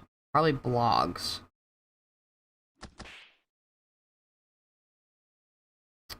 Well, it's hard. How do you even find articles on fan? How do you even find this article to fucking begin with, Lily? Because when I search Craig of the Creek, I'm just seeing pages on the wiki itself. Like, I don't know, but so I guess her point is people don't praise Craig of the Creek the way they praise fantasy adventure shows. So people must be pretending that fantasy adventure shows are adult and children's shows like Craig of the Creek are not. Like, what is, like, who says this to you, Lily? This is what I have to ask every time. Who is saying this to you? This is just something you made up in your head. I think Lily hates kids shows for teens because they help people like me and her younger fans, realize what abuse and mistreatment is or can be, and helps people get away and know what to ask for better. Maybe like on a subconscious level. That's why she kind of hates the whole like understanding and you know, perspective stuff in Steven Universe. King Beat sent a super chat. Last super chat, Gargoyles was so good to bad. Disney doesn't make shows like that anymore. Also hated the finale, it was lame. I've never watched the last really bad season of Gargoyles, and I probably never will, but I have rewatched the original Zoe run. sent a super chat. I watched Courage the Cowardly Dog as a child. Lily and her camp defiantly didn't watch that. Yeah, Courage the Cowardly Dog is a perfect example of a horror series for kids. I would have eaten that shit up if I was like 10 when Courage the Cowardly Dog came out. I would have eaten that shit up. You found Lily's writing tips. Oh! Actually, that might be something we have to go over at the end too, because... Yeah, I was looking at this blog because a bunch of us were making AI songs based on Lily's writing tips. We should play some of those at the end too. Melancholy, and sometimes there's a fight. But Craig of the Creek? That's about kids playing pretend in the woods. That's for babies. We're really... Yeah, Lily, it is generally for children, and adults are more likely going to be interested in a fantasy adventure cartoon with lore than they are about kids just hanging out in the woods. But there are still movies for adults about kids hanging out in the woods. You ever fucking see Stand By Me, Lily? You ever fucking see It, Lily? The original? Sent a super chat. People like these shows cause they're good. Cope, Lily. Yeah, and I'm sure there's plenty of people who like Craig of the Creek. It's like how there's plenty of adults who like Bluey, even though that's for little kids in a slice of life. But yeah, most people online are going to be talking about the adventure shit, because there's just more to talk about. You know? I mean, I'm sure there's plenty of people talking about how Craig of the Creek is a good show for children and how to structure a children's show well. I'm sure there's people talking about it academically. Like, why wouldn't there be? Why wouldn't there be other cartoonists talking to each other about it? But, like, yeah, it's not gonna get a bunch of theory videos on YouTube, because there isn't a lot to theorize about, because it's not that kind of show. That's not indicative of its quality, or what people think of its quality. That just means other shows have more things to talk about because they have lore and a fantasy world that is not the real world. This takes place in the real world. We already know what that's like. You know? You could say Over the Garden Wall was them playing pretend in the woods. Yeah, the whole thing could have happened while they were in the river. You know? It's ambiguous. It's supposed to be. Over the Garden Wall takes place inside those 19th century postcards with frogs riding bicycles. That's where it takes place, in that nebulous... Actually, fucking Over the Garden Wall takes place in the same kind of realm Utena does. It takes place in nostalgia. It's not a literal world. It's not literally happening, but it also is. But it takes place in that nostalgic feeling rather than an actual place. You know what I mean? But Lily can't appreciate things like that.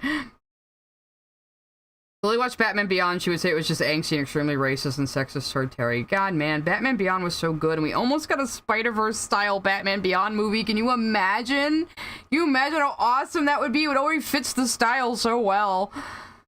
Yeah.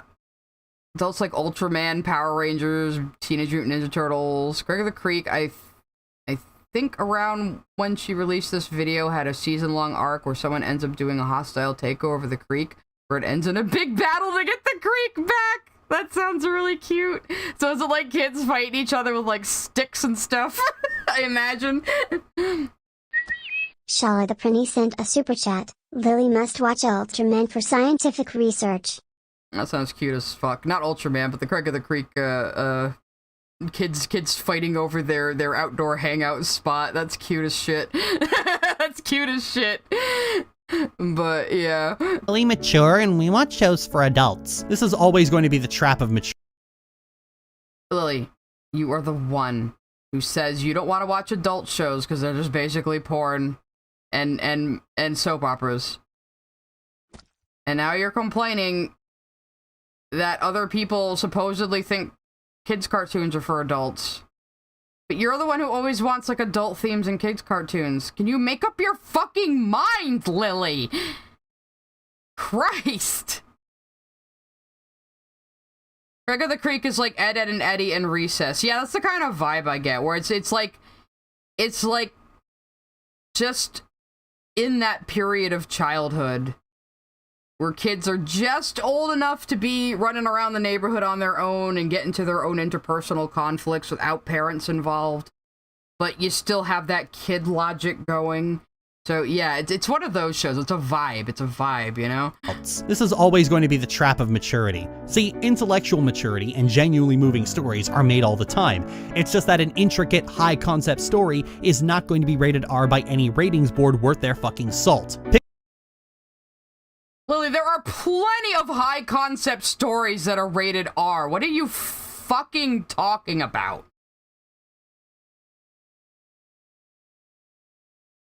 Yeah, Lily, watch Invincible, Lily. She didn't put that on her gay rep list. Meekly Sheepling sent a super chat. The Craig of the Creek battle was capture the flag, right? Either way, it was adorable. That does sound very cute. That does sound very, very cute. She would hate Billy and Mandy, yeah, she probably will.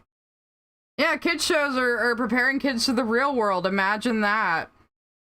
The Midnight Gospel is what got me into the Duncan Trussell podcast. I tried to watch Midnight Gospel, but it was just images animated to a podcast. I couldn't get into it. I'm sorry. In Craig of the Creek, there's this character, Sadie, who reads a lot of fantasy novels. We hear her inner monologue often where she says stuff like, in that moment, Sadie realized it was up to her to protect her friends. That's funny. Sofagrams sent a super chat. On the planet I live on, people in fandom that care about lore and stuff are teenage fans. Lily is mad about the kids on her lawn ignoring sitcoms. Basically, I mean, I like dissecting lore in series because I appreciate the work other people put into their stories and their products, you know? Like, I can admire those things about them while also enjoying the story on a story level. You know, in one Static Shock episode, Batman tells Virgil about the Teen Titans, implying there would be a crossover. It never came to pass. And wait, like, the Teen Titans and Batman, like, not being able to be in the same thing has always been, like, a weird, like, licensing thing, I think. But, yeah, that would have been amazing. I love, like, Static Shock was so good. That was also a good DC show. Pixar films are the most mature animation has ever been, and they... No, Lily. No. Pixar films are not the most mature. Pixar films are very marketable and family-friendly. Exactly the shit you were talking about. Look, I'm not a very big fan of Pixar or Disney, personally, so I'm a little biased. My favorite Pixar movie is Ratatouille, fight me. But, yeah, like, Pixar movies are made to be commercially viable and have wide market appeal, Lily. They're not mature, really. They're not, like... Lily is someone who says that people only watch Princess Mononoke for the action scenes, and she thinks she knows what mature animation is. Just let that one sink in. She also said Lady Oboshi doesn't count as a villain. Cause she said Lady Oboshi has no point in Princess Mononoke. I still need to watch Blue-Eyed Samurai. There's so many. They just have you guys hold me to task. Yeah, Lily is like a fucking. I think in my very first react to her, I said she's like a edgy 13-year-old dipshit who can't even follow what a fucking show is telling her. You know, she's still like 13-year-old mentality. I don't think Lily realizes or remembers that most of us are old enough to have watched stuff like Coraline, Princess Mononoke, and Courage the Cowardly Dog. Her taste and stuff is so infantile. Yeah. Bet she's never seen Coraline. Coraline is so good. Yeah, she said Lady Oboshi fails on the villain list because she has no point. Chipmanly93 sent a super chat. Clearly she ain't seen a Ralph Bakshi production. Lily, go watch Cool World. It might break you.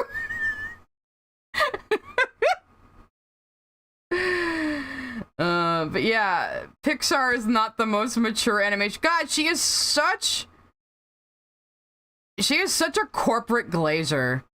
Like, all of her favorite things are like the highly corporatized stuff.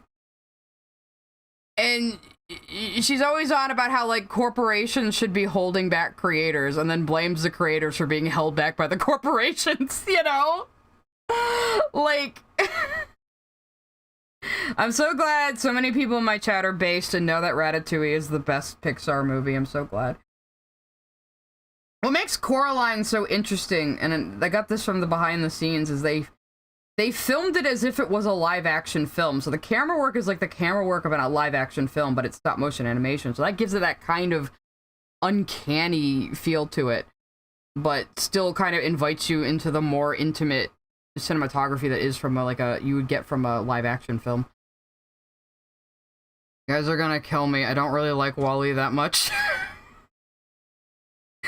I think most of the movie is useless fluff showing us how cute the robots are, and then it just pulls a plot twist out of its ass at the end. I'm sorry. Also, we had to make sure that we know it's a girl robot and a boy robot, even though robots don't fucking have sexes or genders, because we have to make sure it's heterosexual, guys. Awesomeness sent a super chat. To hell with Cool World. Watch Fritz the Cat, Lily. Oh God, no, don't tell her to watch Fritz the Cat. Like, I respect Ralph Bakshi's career, but I don't like his movies. I'm sorry. They're ugly and weird. But he is an important figure in animation. So it's kind of like my take on Ava. Like, I don't like Ava, but I respect it. We should have known corporate slop was her favorite genre. She said the 4Kids dub of Card Captors was her favorite. Yeah, and she said it fucking improved sent it. a super chat. Think she could understand cartoon saloon films, Wolf Walkers, Song of the Sea, Breadwinner. Probably not. Please give them a watch if you all haven't yet. I've seen Song of the Sea at least. I need to see Wolfwalkers still, but yeah, you want to talk about fucking mature animation. No one tell her about Watership Down, yeah? Oh, is it W takes a Bakshi sucks? Excellent. I'm Eva doing so good sent a today. super chat. Okay, I adore Pixar and do think highly of their movies, but Lily, please shut up. Yeah, really, Lily, go watch Barefoot Gen. I think I said that one before. Go watch Barefoot Gen, Lily. I want to talk about fucking mature animation. Jesus. They are for children. The reason nobody worth taking seriously is going to look at a show like Amphibia and say it isn't for kids is because your warped perception of what children actually are doesn't line up with reality. Where is this coming from? At the beginning, you just said adventure fantasy is too popular, and now you're saying all the fans of adventure fantasy cartoons over the age of 18 are just deluding themselves that they're for grown-ups. When you are the one constantly bitching and moaning that Steven Universe doesn't focus more on the adult characters and doesn't have more adult themes. And you think it's about Nazis. Like, A 10-year-old can handle violence. Despite the rating, our parents all let us watch PG-13 films growing up. No Where did this even come from in this video, though? I'm so confused. You just brought this up out of fucking nowhere, Lily. Edit your fucking scripts, Lily. Story in the history of the fucking universe has ever gotten an R rating for angst, because angst is not an adults-only concept. Emotion. Who is saying this? Nobody says this. Except maybe a few morons online who are like, no, guys, this children's show is totally for grown-ups because it's so dark, guys. Like, yeah, some morons say that, but, like, they're not, like, the majority of people. Hailstorm sent a super chat. Would Philaday or Watership Down break Lily more? I haven't. Philaday is, like, the even weirder one because it's fucking French, right? I don't know as much about Philaday as Watership Down, but yeah. She would just get bored of both, to be honest. Emotional depth is not an adults-only concept. The only reason Game of Thrones is considered a show for adults is because it's hot fantasy that fucks. Meanwhile, also because it isn't aimed at children or written to be appropriate for children, Lily? Not appropriate for children, Lily. Are you saying Game of Thrones would be considered for children if it didn't have sex in it? Like, what is even that point?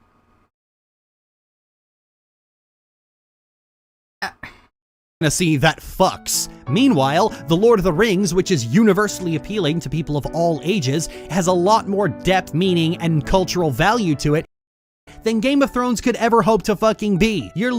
Yeah, cause it's Tolkien, Lily. It's hard to top Tolkien. And also, those movies are rated PG-13. And the only reason they didn't get an R rating is because they had to tone down all the blood and violence. Like Peter Jackson got away with as much violence as he possibly could in a PG-13 rating. Like, we got one decapitation. Hikaru sent a super chat. If you like Watership Down, you might like The Animal of Farthing Woods, an old kids cartoon. I've heard of it. I have actually seen Plague Dogs, though. Plague Dogs is a very interesting film. It's very sad. Very interesting. I do recommend Plague Dogs. Yeah, universe fucking future, change your mind, Steven coming to terms with his fucking identity, the fucking gem war, hello? True Doodle sent a super chat, not related to the vid, but Lily's video BGM makes her sound so pretentious, like an RPG bad guy playing piano as you approach them. Oh, she's been playing Lord of the Rings music this entire time. Like a cover of it. I recognize that, I just didn't comment on it.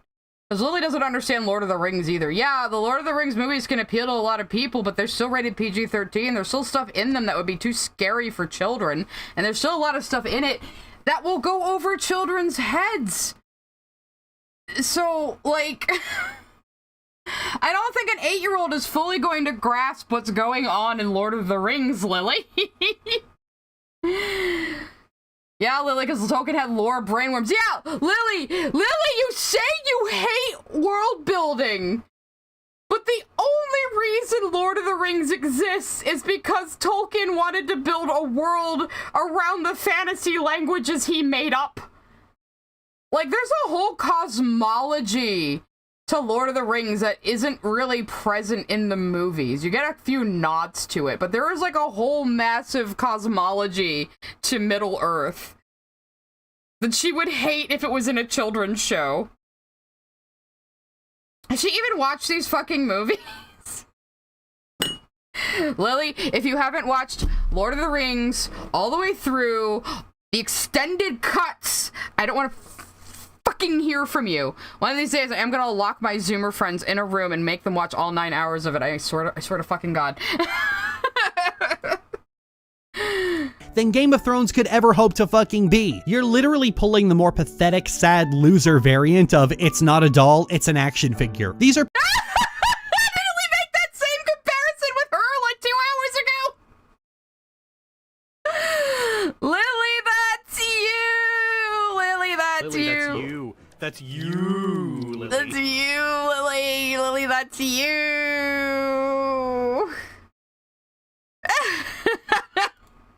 I have another meme from Skrill. I don't really like Wally, but that's fine. We're still cool, right, guys? Guys? And the chat's going to murder me. You know, just another day on my stream. Lily, that's you, Lily! Where did this argument even come from? How does this tie to anything you were fucking talking about previously? I know I've been pause-andying a lot, but this came out of nowhere. People who really want animation to be mature and for people to take it seriously, but it already is and they already do. Best animated feature is a category. Lily wouldn't be able to get through Fantastic Planet, Belladonna of Sadness, or Son of the White Mare. Oh yeah, those are all very, very, famous animated things, but she keeps flashing Encanto on screen and saying nothing about it. I actually rewatched it recently because I made Sheev in my chat watch it. I was like, no, you have to watch Encanto. You have to watch it. It's really good. Trust me, I've seen it like 5 fucking times. But I love Encanto. So she's saying Encanto is mature, I guess? It's not Pixar, Lily. It's Disney, for one thing. It's not Pixar.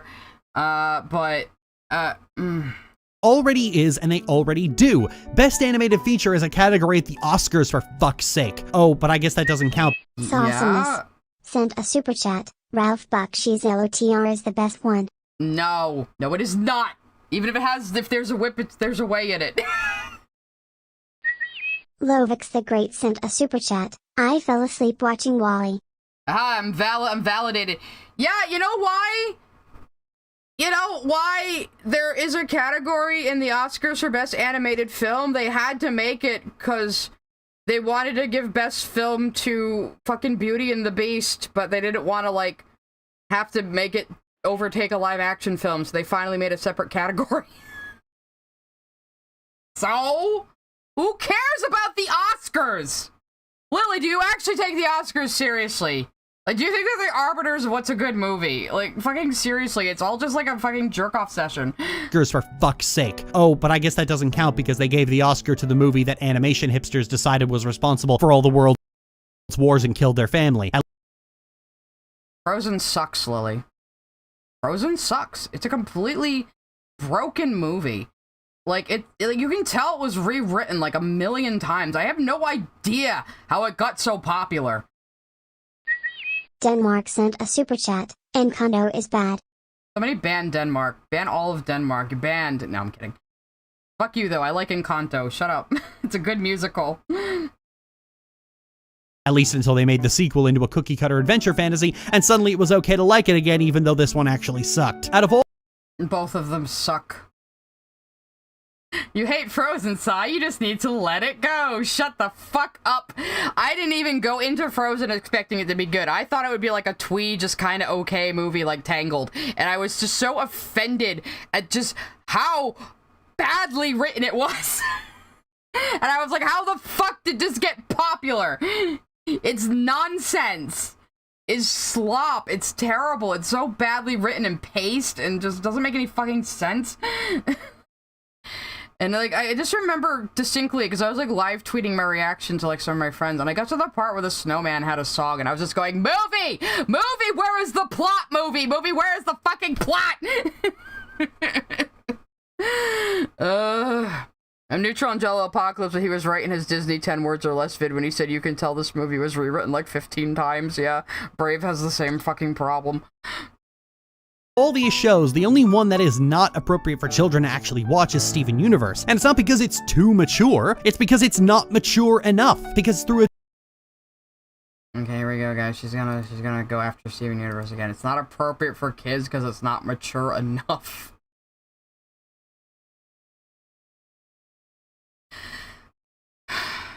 Where the fuck she's going with this? For children to actually watch is Steven Universe. And it's not because it's too mature, it's because it's not mature enough. Because through its own childish idiocy, it teaches extremely fucked up lessons to children about abuse and totalitarianism. Letting kids watch it is like letting them watch South Park. Lily, I watched South Park when I was fucking 14. But... So they're just Steven Universe's fascists with no explanation again. Steven Universe mentioned! She didn't even, like, fucking say anything about it, so what are you gonna say about High Guardian Spice, for fuck's sake? Guardian Spice was advertised as having inappropriate language, violence, and sexual content inappropriate for children. Nowhere in that show does any of that actually happen. Well, there was blood, but the show also had, like, the most ass-brained production led by people who had never made anything before, so of course it turned out like fucking garbage. This content warning was a literal fucking lie. And we just get so So who the fuck cares? Who the fuck cares? It was garbage. caught up in this insipid fucking cycle, and the end result is what? A bunch of half-baked Avatar wannabes devoid of any personality of their own and lacking any kind of charm made by people. One of them is literally a sequel to Avatar, but how do these not have their own identities? These are all very distinct and instantly recognizable styles. None of these shows could be mistaken for any of the other ones. Like, you're not gonna fucking look at Gravity Falls and say, is this Star Wars Rebels? You're not gonna fucking look at Steven Universe and say, is this Young Justice? You know, what the fuck are you talking about? People whose media diet is the same fanfiction and anime over and over and over again, and cartoon fandom laps it up because while simultaneously Lily, that's you. Lily, that's fucking you again. You just watch the same shows and play the same games and write the same fucking fanfics over and over. Lily, that's you. That's you, Lily. Yeah, Lily. It's you. It's always been you, Lily. You're just shouting into an echo chamber, Lily. That's all you ever been doing. Someone just messaged, Sketch just messaged me saying, I will watch 9 hours of Lord of the Rings with you. Thank you, Sketch. wanting maturity, they also just want the same comfortable tropes fed to them over and over and over again. For all the Master Clockwork sent a super chat. Frozen was literally Disney looking at the popularity of Tangled and telling their studio to do that again. If we could have gotten a way better movie, though, and they fucked it up. Bluge sent a super chat. Can anyone remember what the point Lily was making? No. She never sticks to a single point in her videos or does what her, like she started out saying kids shows can be divided into adventure, fantasy, or slice of life, and now we're here. And, like, what did she just say? I got distracted by the super chat. Oh, yeah. So, I've said this before. I think I said this in the Dungeon Meshi React. People like tropes. If you are watching a comedy that suddenly pulls a tragic ending out of its ass, or you're watching, like, a feel-good thing, or you're watching a tragedy that suddenly pulls, like, a happy, tidy ending out of its ass, you get mad, because you know that's not how the story is supposed to go. Storytelling is communication, and if you're just babbling and making no fucking sense, yeah, people are gonna think your story's bad. You know, like, people compared it to cooking before. It's like, if someone's gonna make me mac and cheese, I hope they're following a recipe. You know? Yeah. Tropes are recipes. You don't have to follow them exactly, and you can add your own spices and your own food coloring and your own flavors to it, but you still need a foundation on which to build. So yeah, people like certain kinds of stories, and they want to see certain kinds of stories told to them over and over again with different set dressing. So what? We've been doing this for all of human history. That's where the fucking hero's journey comes from. Flashing Tub sent a super chat. All media is either Avatar or Xehanort. He's Norded all the media! No! He must be stopped! Sent a super chat. Remember when she said SU fans hate her because she made one video? I remember. What's the count on random SU ranting now? Me thinks it's more than one. At least once a video. Improv B sent a super chat. Lily needs an editor to keep her on point, because this stream of consciousness rambling ain't it. Yeah, I mean, and I do a little stream of conscious rambling on stream, but I'm a streamer, and then when I edit these things together, I, like, you know, wrangle it all into, like, actually having a fucking point. Adventure Time was one of the 6 shows that really got people back into watching animated shows again. Yeah. Awesomeness. Sent a super chat. Clerks was going to end with Dante getting killed. That might have actually been funny, though. I don't know. Oh, wait, yeah, I was thinking about the cartoon, like, the original was gonna suddenly have a dark ending out of nowhere, and thank God fucking Kevin Smith didn't do that, cause that is still a classic. Too bad Kevin Smith sucks now. Lorch just wants media to be coffee shop AUs on loop. On loop! Yeah. I remember I watched the movie Mist and thought there was gonna be a happy ending because all the chaos where the guy ended up killing the people he cared about. That movie definitely didn't follow a trope. There are theories about that movie, though. The hype people try to generate for Amphibia, I checked out very quickly because it was just more of the same. Just another kind of funny, kind of angsty adventure show, spending more time setting up a world than the characters. Oh, Lily, sometimes a series is about the world. And that's fine. If you don't like fantasy, stop watching fantasy. You insist that you have to review these shows for your paycheck, but we've seen how shitty your videos. How many views you even have on this one? This has had, like, it hasn't even gotten over 100k views in, like, 2 fucking years, Lily. You can't make much money off of this thing.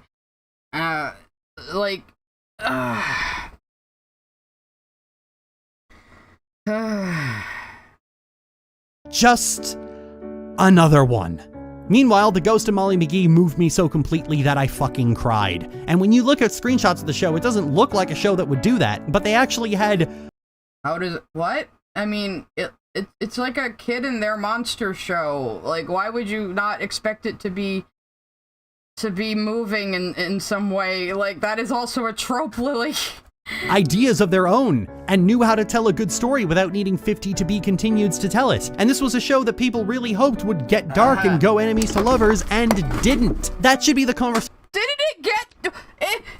Can't people end up being in a horrible ghost vortex for all of eternity if they're, like, judged by the ghost council? That's pretty fucking horrifying, Lily! Killer right there. This silly, lighthearted show about a silly girl, her girlfriend, and their pet ghost told a story about a family escaping the single worst... And of course she has to, like, say that the girls are lesbians even though they never were. Doesn't she have a crush on a boy, Ashley Burch's character? Again, I only know things about Molly McGee secondhand through Emo Site CC, but... Yeah, like, the afterlife in Molly McGee is, like, fucking horrible and nightmarish. What the fuck are you talking about? She probably didn't watch the whole show. She probably watched a few episodes and said, there's another girl here. They're girlfriends now. Lily really seems to like the idea of middle school-aged girls dating each other. Just, throwing that out there. Worst atrocity in human history, and it was... Errand Alpha Eagle sent a super chat. Did Lily ever see the Molly McGee episode where she was homeless? Yeah, well, and spoiler alert, Dana Snyder's character, like, it turns out he was, like, a mega depressed dude who, like, did nothing with his entire life. Like, it's, like, really, it's, like, it's kind of, like, really messed up, you know? Like, it's really sad. Like, he's wasted his entire life on being a coward and not doing anything with his more adventurous friend / love interest. Like, yeah, Lily, it does get angsty and dark. What? You didn't watch it! I mean, where would the show have been at this point 2 years ago? Maybe it didn't get into, like, the Ghost World stuff as much then, but still, like, what the fuck? You know? Yeah, Kendrick Lamar, please come write a song about Lily. Friend and their pet ghost told a story about a family escaping the single worst atrocity in human history, and it was one of the most moving moments I had ever seen put into a cartoon. Lily, go watch the Christmas episode of Hey Arnold.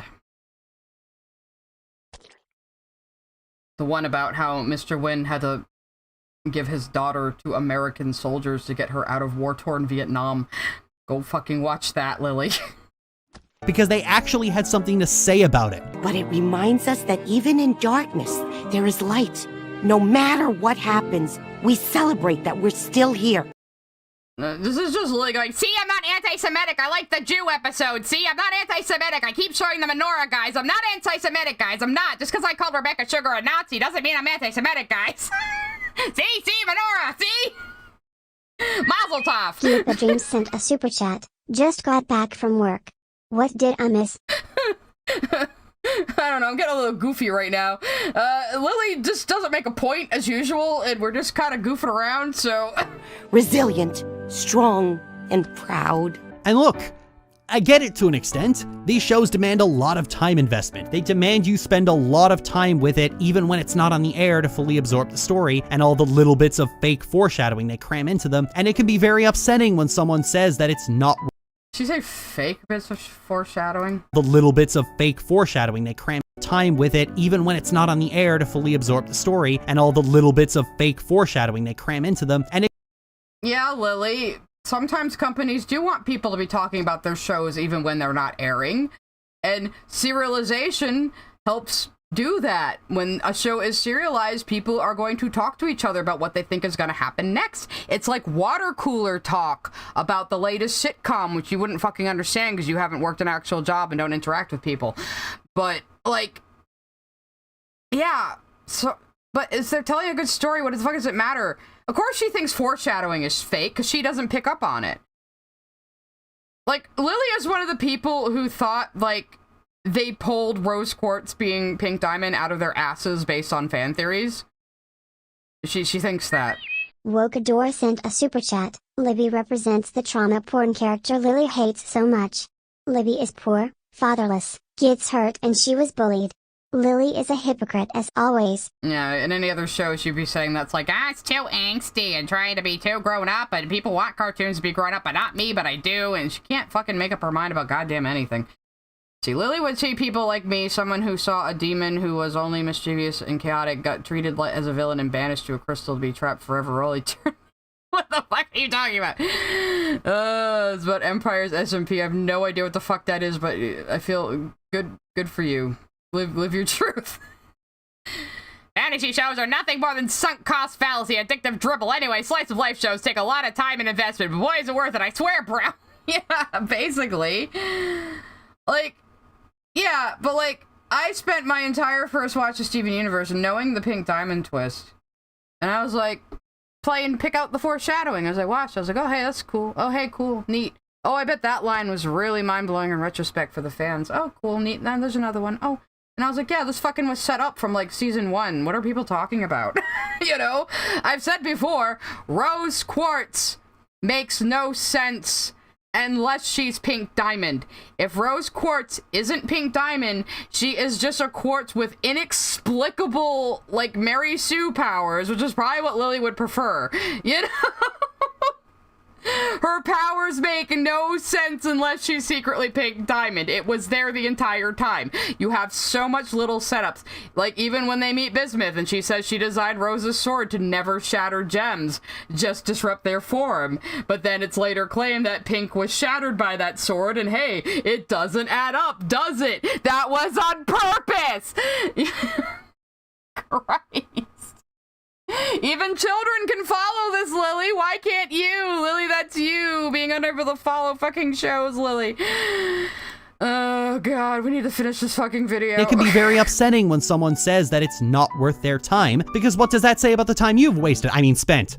Time you spent. Those who saw my coverage about LGBTA rep were often confused as to why I so frequently omitted Kipo in the Age of Wonder Beast when talking about good gay rep, because it does have a very good piece of gay rep that is simple, straightforward, and honest. No metaphors, just a character saying he's gay. And the reason is that while I love that aspect of it, it's the only part of the show I saw through clips on YouTube. The rest of the So maybe go fucking watch it then. Ow, people only uploaded clips of this scene, okay? So go fucking watch it and see what it's about then, Lily. Actually fucking watch a show before you talk about it. You're a fucking critic and reviewer. That is your job. That you keep saying is your job. 7234 sent a super chat. I would love to see her watch The Bear and think a kid could understand it.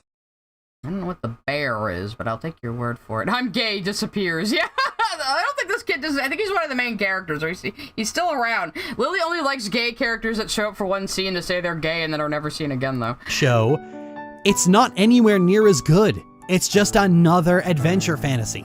I don't talk about it for the same reason I. Oh, wow, you don't have to watch a show with a gay character in it if you don't like the premise of the show. Imagine that, Lily.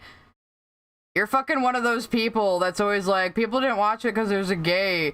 And in your gay rep video you made recently, you said nobody watched Kippo because the main character was black. And here you are saying you didn't watch it because you don't like the genre or the plot, which is completely fucking valid, Lily. But you had to come up with a racist reason why other people didn't watch it. Also, it's a Netflix cartoon that is not promoted as much. I don't know what to fucking tell you. It's just another adventure fantasy. I don't talk about it for the same reason I don't talk about Kate and Vi. The show they're actually in just isn't worth watching. Didn't your girlfriend or wife really like that show? And isn't, like, widely acclaimed? I, too, haven't watched it yet, but, like... You can't just say the show isn't worth watching without even explaining why you think that. Well, probably why she thinks it wasn't worth watching. It wasn't about the lesbian, so this show is completely worthless. I can't jerk off to this. Probably Lily's reasoning. For all I complain, I do think the tide is turning on the adventure fantasy genre. Last year, Disney released what is probably the pinnacle. Lily. Adventure is always going to be the most popular genre. You're gonna have to fucking put on your big girl panties and deal with it. I don't know what to tell you. Like, I don't know why you have this strange vendetta against people liking fantasy and adventure series, but they do. That doesn't mean the stuff you like is any, like, more invalid. Obviously, it has an audience. Otherwise, it wouldn't exist. But, like, yeah, go watch your fucking Lifetime movies and just shut your mouth about cartoons. Go review, like, the whatever recent, like, Christmas Lifetime movie about a woman learning what true love is by returning to her small town or something. I mean, you like Only Yesterday. That's all Lifetime makes. Go watch all of those. On the adventure fantasy genre. Last year, Disney released what is probably the pinnacle of the bland adventure fantasy genre in Raya and the Last Dragon. Yeah, because Disney is making shitty fucking movies right now. It wasn't the genre that made it bland. It was that they didn't think this movie's plot or world out very well at all, and also they put Awkwafina in it, and she's just fucking poison for anything. A film that I can best describe as what would happen if Lord of the Rings had angry, violent sex with Princess Mononoke. A film that... Or it's just kind of a knockoff of Avatar: The Last Airbender, but you're not gonna say that because you think that's racist. Featured every single trope that fandom had been obsessed with since 2005. Adventure across a fantasy world. You know, and it's funny that people say comparing Atla to Raya and the Last Dragon is racist when they're both made by white people. World? Check. Irredeemable villain that gets a pass because she's hot and literally no other reason? Check. Magical artifact that is never explained and gives a vector for fan theories? Check. Dragon? Check. Didn't give a vector for fan theories because this movie fucking sucked and, like, had no structure to it and nobody cared about it because it sucked. So, she's trying to say Raya is proof that the adventure fantasy genre is inherently bad, when the reason why Raya is bad is just because it had a terrible script and poor world building.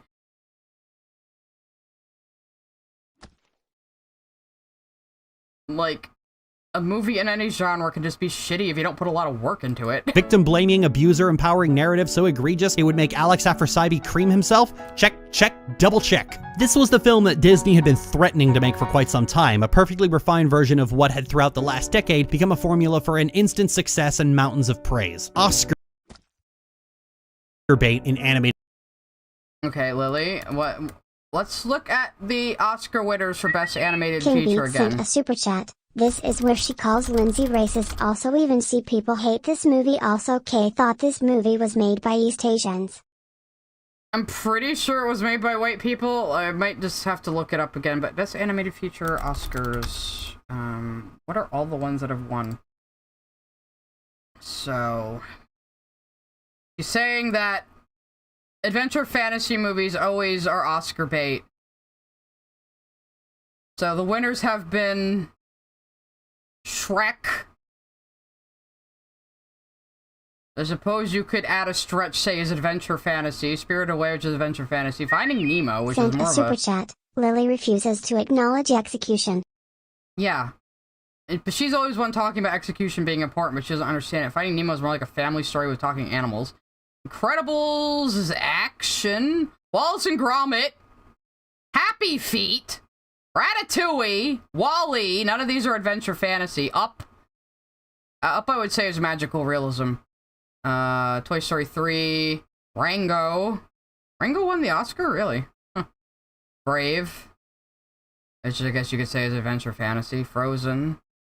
Both these movies fucking sucked, though. Oh, man. Paranorman was in the running and Brave one. Are you serious? Big Hero 6.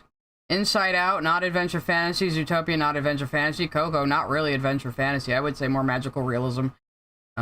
Spider-Verse, not adventure fantasy. It is action-adventure, though. Toy Story, not adventure fantasy. Soul, not adventure fantasy. Encanto, I would say, is more magical realism. Guillermo del Toro's Pinocchio, more of a political movie, really. Boy and the Heron, which I have not seen yet.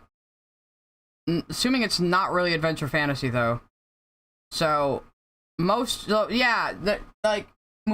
Raya don't usually win, Lily.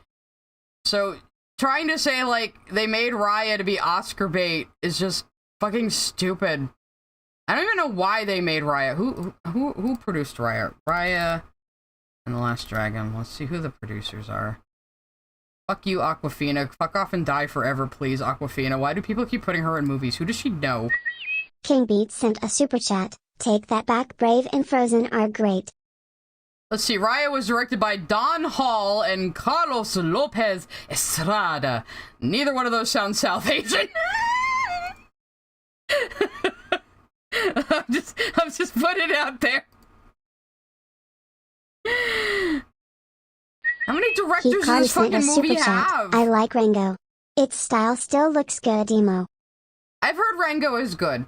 I need to get around to watching that too. I have heard it is good.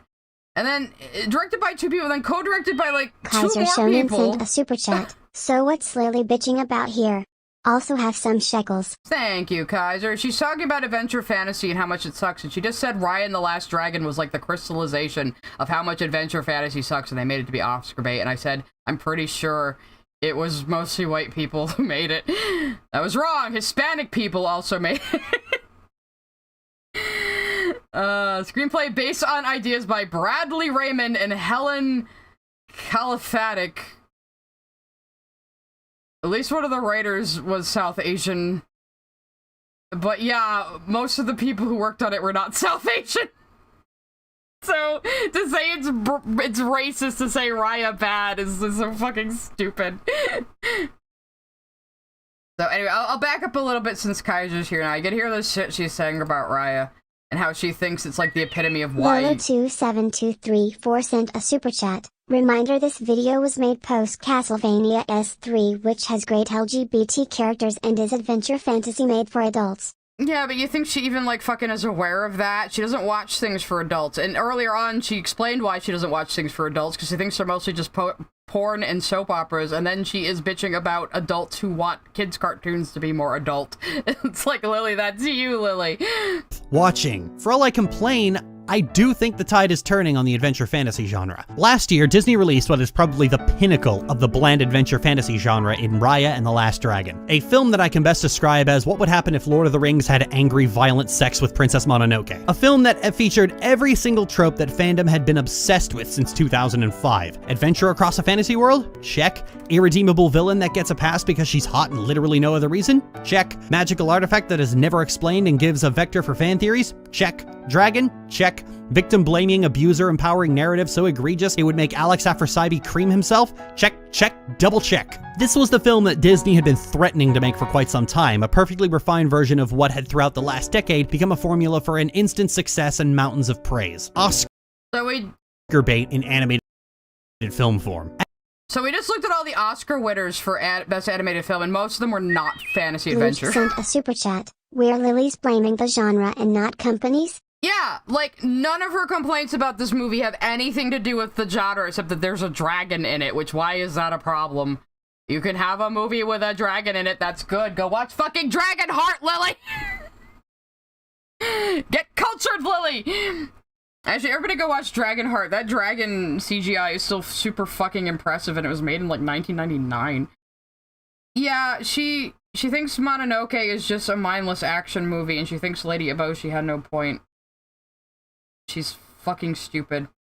What's wrong with Aquafina? She's annoying as shit and she can't act, and I don't know why people keep putting her in movies. That's what's wrong with Aquafina. And a lot of people turned up their nose immediately. While people who are fine with any animated feature that gives enough pretty lights and sounds enjoyed it, the audience that they had been pushing for just wasn't there. Sure, in the lead up to the film, people were Yeah, the audience wasn't there because it obviously sucked, and you could tell from the trailers it was going to suck because the world made no sense, the characters weren't interesting, and they had just, like, Marvel dialogue in this fantasy setting, which already is fucking annoying. That turned me off immediately seeing that in the trailer, more than anything else. Errand Alpha Eagle sent a super chat. She only watches popular kids shows.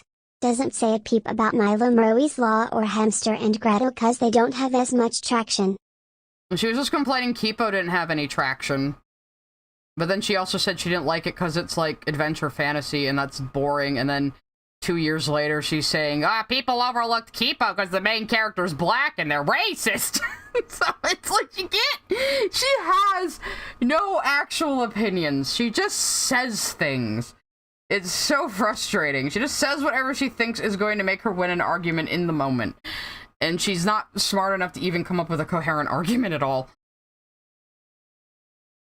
Yeah, why do you watch Digital Circus, Lily? Somebody told her it was a slice of life. Yeah, Lindsay Ellis got a bunch of backlash for saying, can we have a name for this genre that's like shows like Avatar: The Last Airbender? And she wasn't even the only person who said that Raya was clearly an Atla ripoff. And she got shit for it. And unfortunately, she tried to placate the hate mob, which you never do, because they don't want an apology from you. They just want somebody to tear down, so you fucking ignore them. We're basically looking at these two people who hate each other going, please, please, please be enemies to lovers. But when it came out, okay, so you're fucking just annoyed that people like enemies to lovers. That has nothing to do with the quality of the movie. The movie was poorly constructed and poorly written and didn't have cohesive world building, and that is why it failed, Lily. It had nothing to do with the genre or people wanting the two main girls to be gay. they really didn't show up, did they? It was pilloried for its awful lesson about blindly trusting people who haven't proven themselves trustworthy, and the most interesting Yeah, because the writing was fucking bad, and they tried to, like, cram a theme in there that they didn't back up. You know, kind of like your writing, Lily. thing that happened around it was the nostalgia chick giving a vapid, brainless hot take and sneering aggressively at anyone who told her to stop being racist for 5 seconds. Lily, that's you. What she was saying wasn't even fucking racist. She said it was a ripoff of Atla, which it fucking was, and she wasn't even the only person to say it. But the other people who said it were men, so, you know, they didn't get as much shit as her. And of course, she's a bread tuber, so the kind of, I do like Lindsay Ellis. But the kind of fan base she has cultivated by being a bread tuber is the kind of people who will stab you in the back over, like, the slightest hint of saying something problematic, even if they have to stretch it and make it up. Because they know people like her will kowtow to them and say, I'm so sorry, I will be better. Whip me, audience, whip me and flagellate me. And then they just keep doing that and they don't give you a break because they don't actually care. They just want the power of taking down a powerful King Beat person. sent a super chat. There it is. Yeah, so Lily, shut the fuck up. We know you're misogynistic and hate successful women. We know. And then rage quitting her job a few months later. This was the perfect movie for the adventure fan. And like I've said before, she's been making content on Nebula and she fucking had a couple of kids, Lily, and she was doing like professional work for PBS. She had a fucking job outside of YouTube. Fantasy audience, and those people just didn't show up.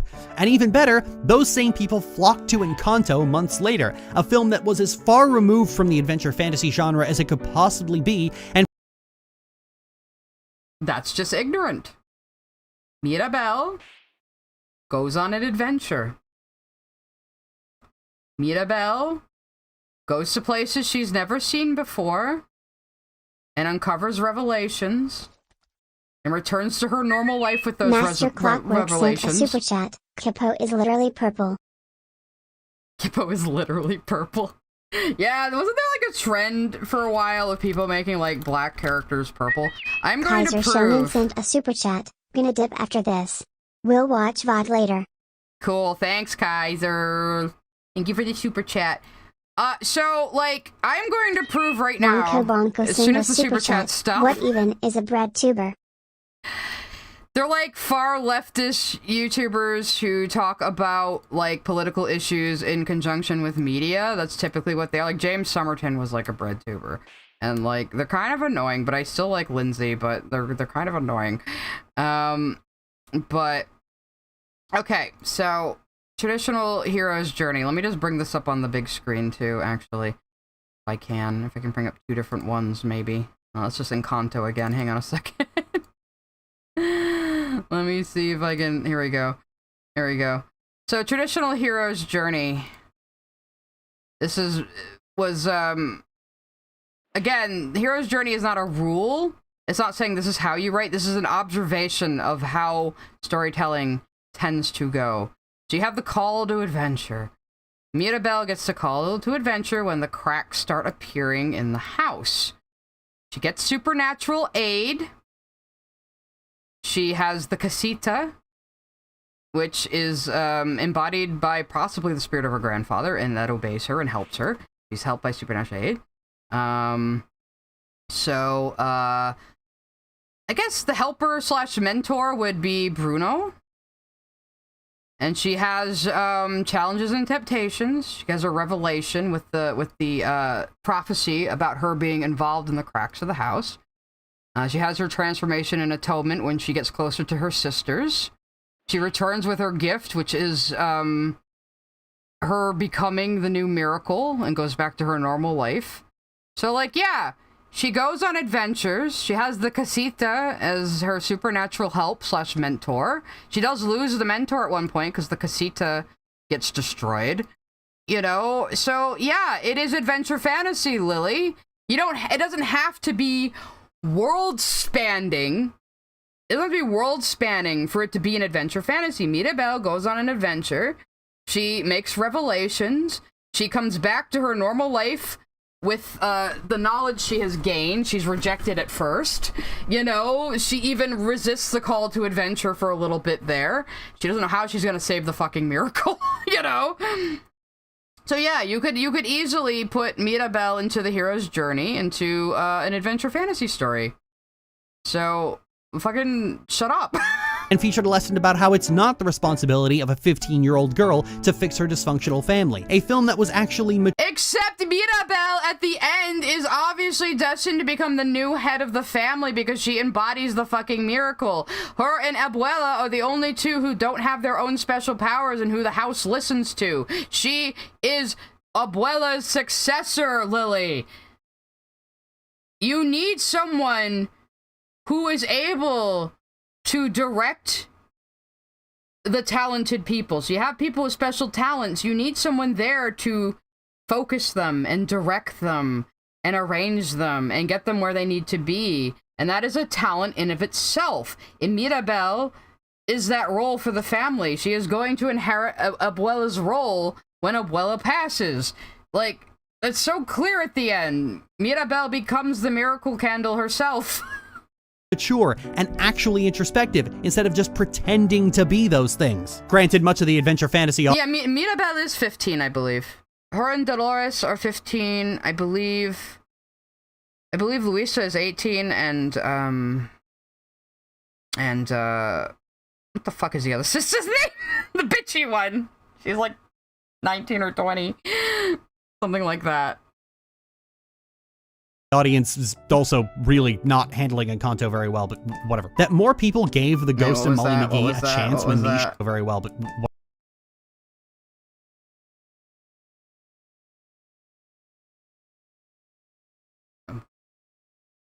a film that was actually mature and actually introspective instead of just pretending to be those things. Granted, much of the adventure fantasy audience is also really not handling Encanto very well, but whatever. That more people...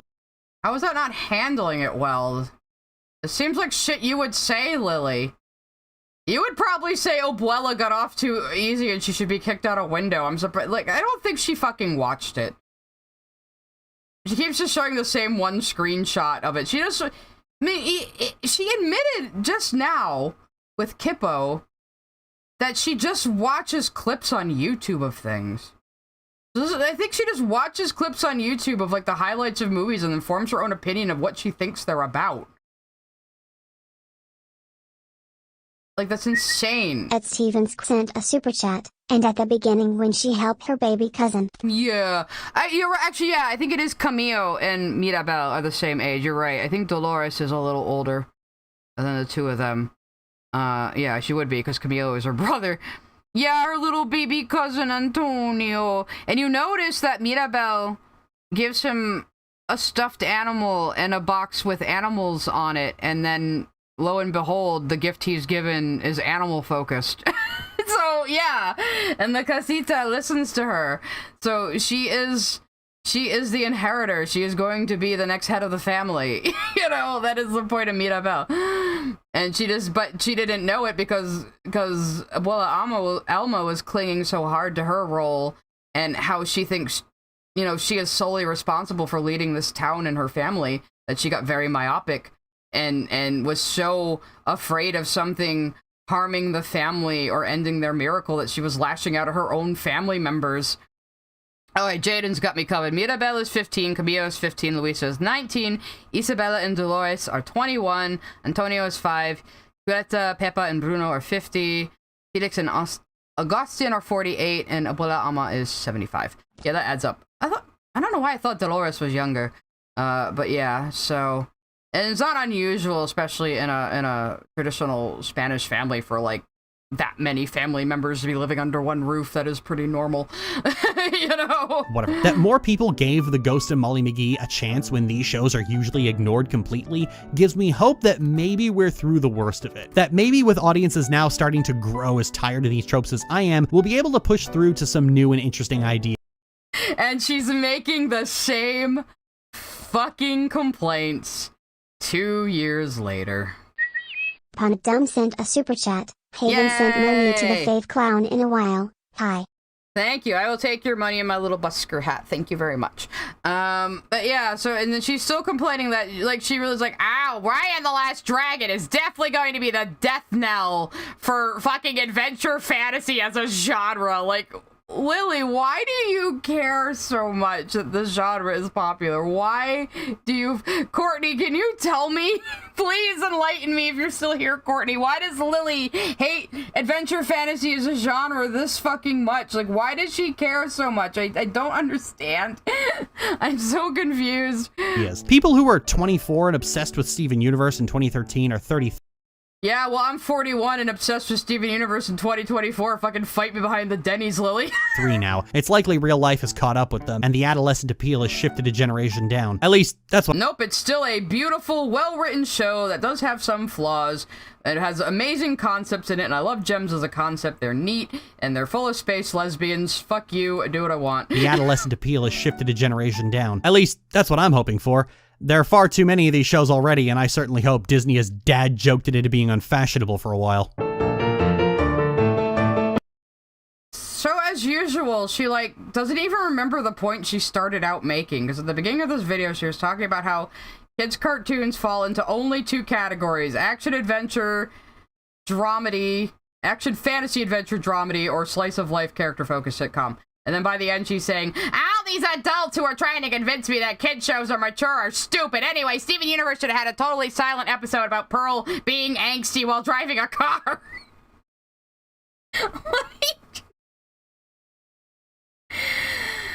Let's, no, the Waffle House is too good for Lily. I'm not fighting her behind the Waffle House.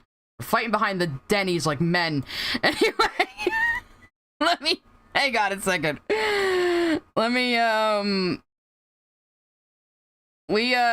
so, we were goofing around on the Discord one night, and we started saying, let's put Lily's writing tips through, like, AI music generators, just for shits and giggles.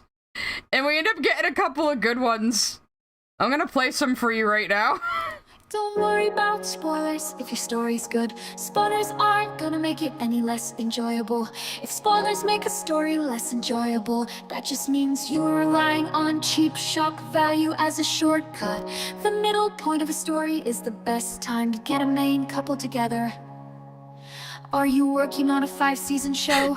Put your main couple together halfway through season 3. The finale is the worst time because we don't get any time to enjoy the payoff. Friends to lovers, enemies to lovers every time. Victims of abuse and moving away from the negative impacts of their abuse and becoming healthier are not redemption arcs.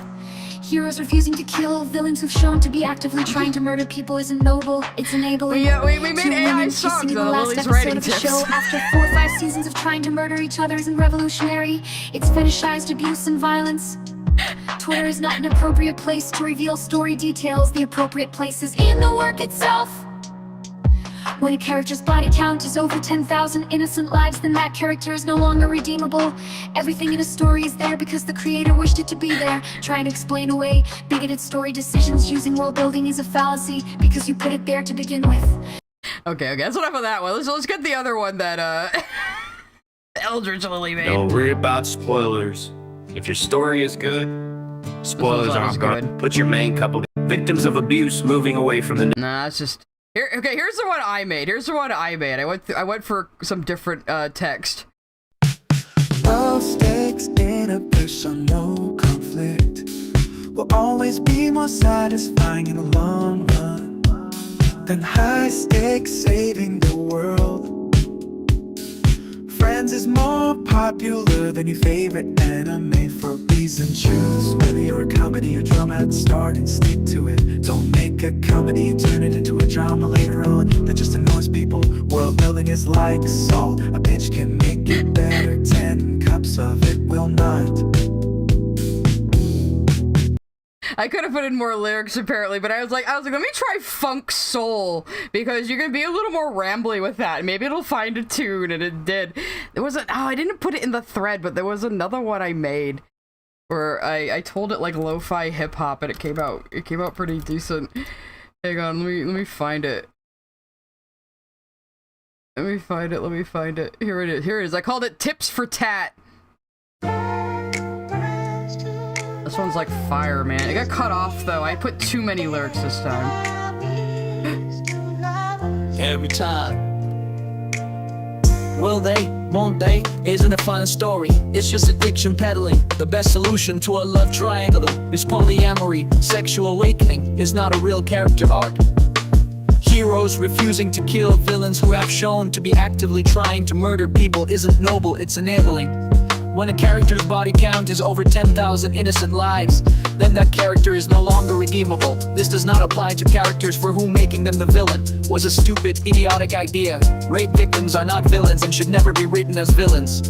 Low-stakes interpersonal conflict will always be more satisfying in the long run than high-stakes saving the world. Friends is more popular than your favorite anime for a reason. As a general rule, slice of life has always been a more popular genre than action-adventure. Choose whether you're a comedy or drama at the start and stick to it. Don't make a comedy and turn it into a drama later on that just annoys people. Vitriol does not immediately render criticism invalid. If you don't police criticism, you will likely miss something important. Unfortunately, got cut off there, but I had taken a bunch of the rules and just arranged them, and I was trying to make like a good lo-fi song I could like slip into my like stream music, because I think that would be really funny. It's like a Macklemore song, you're right.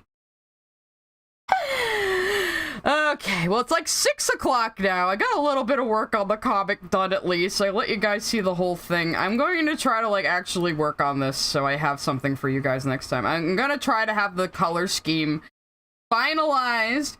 However, if you want to help with that, or at least take your own shot at the color scheme, you can come to my Discord if you're a channel member or on the Patreon. I'll put up another link tonight just because I know some people got some gifted subs today.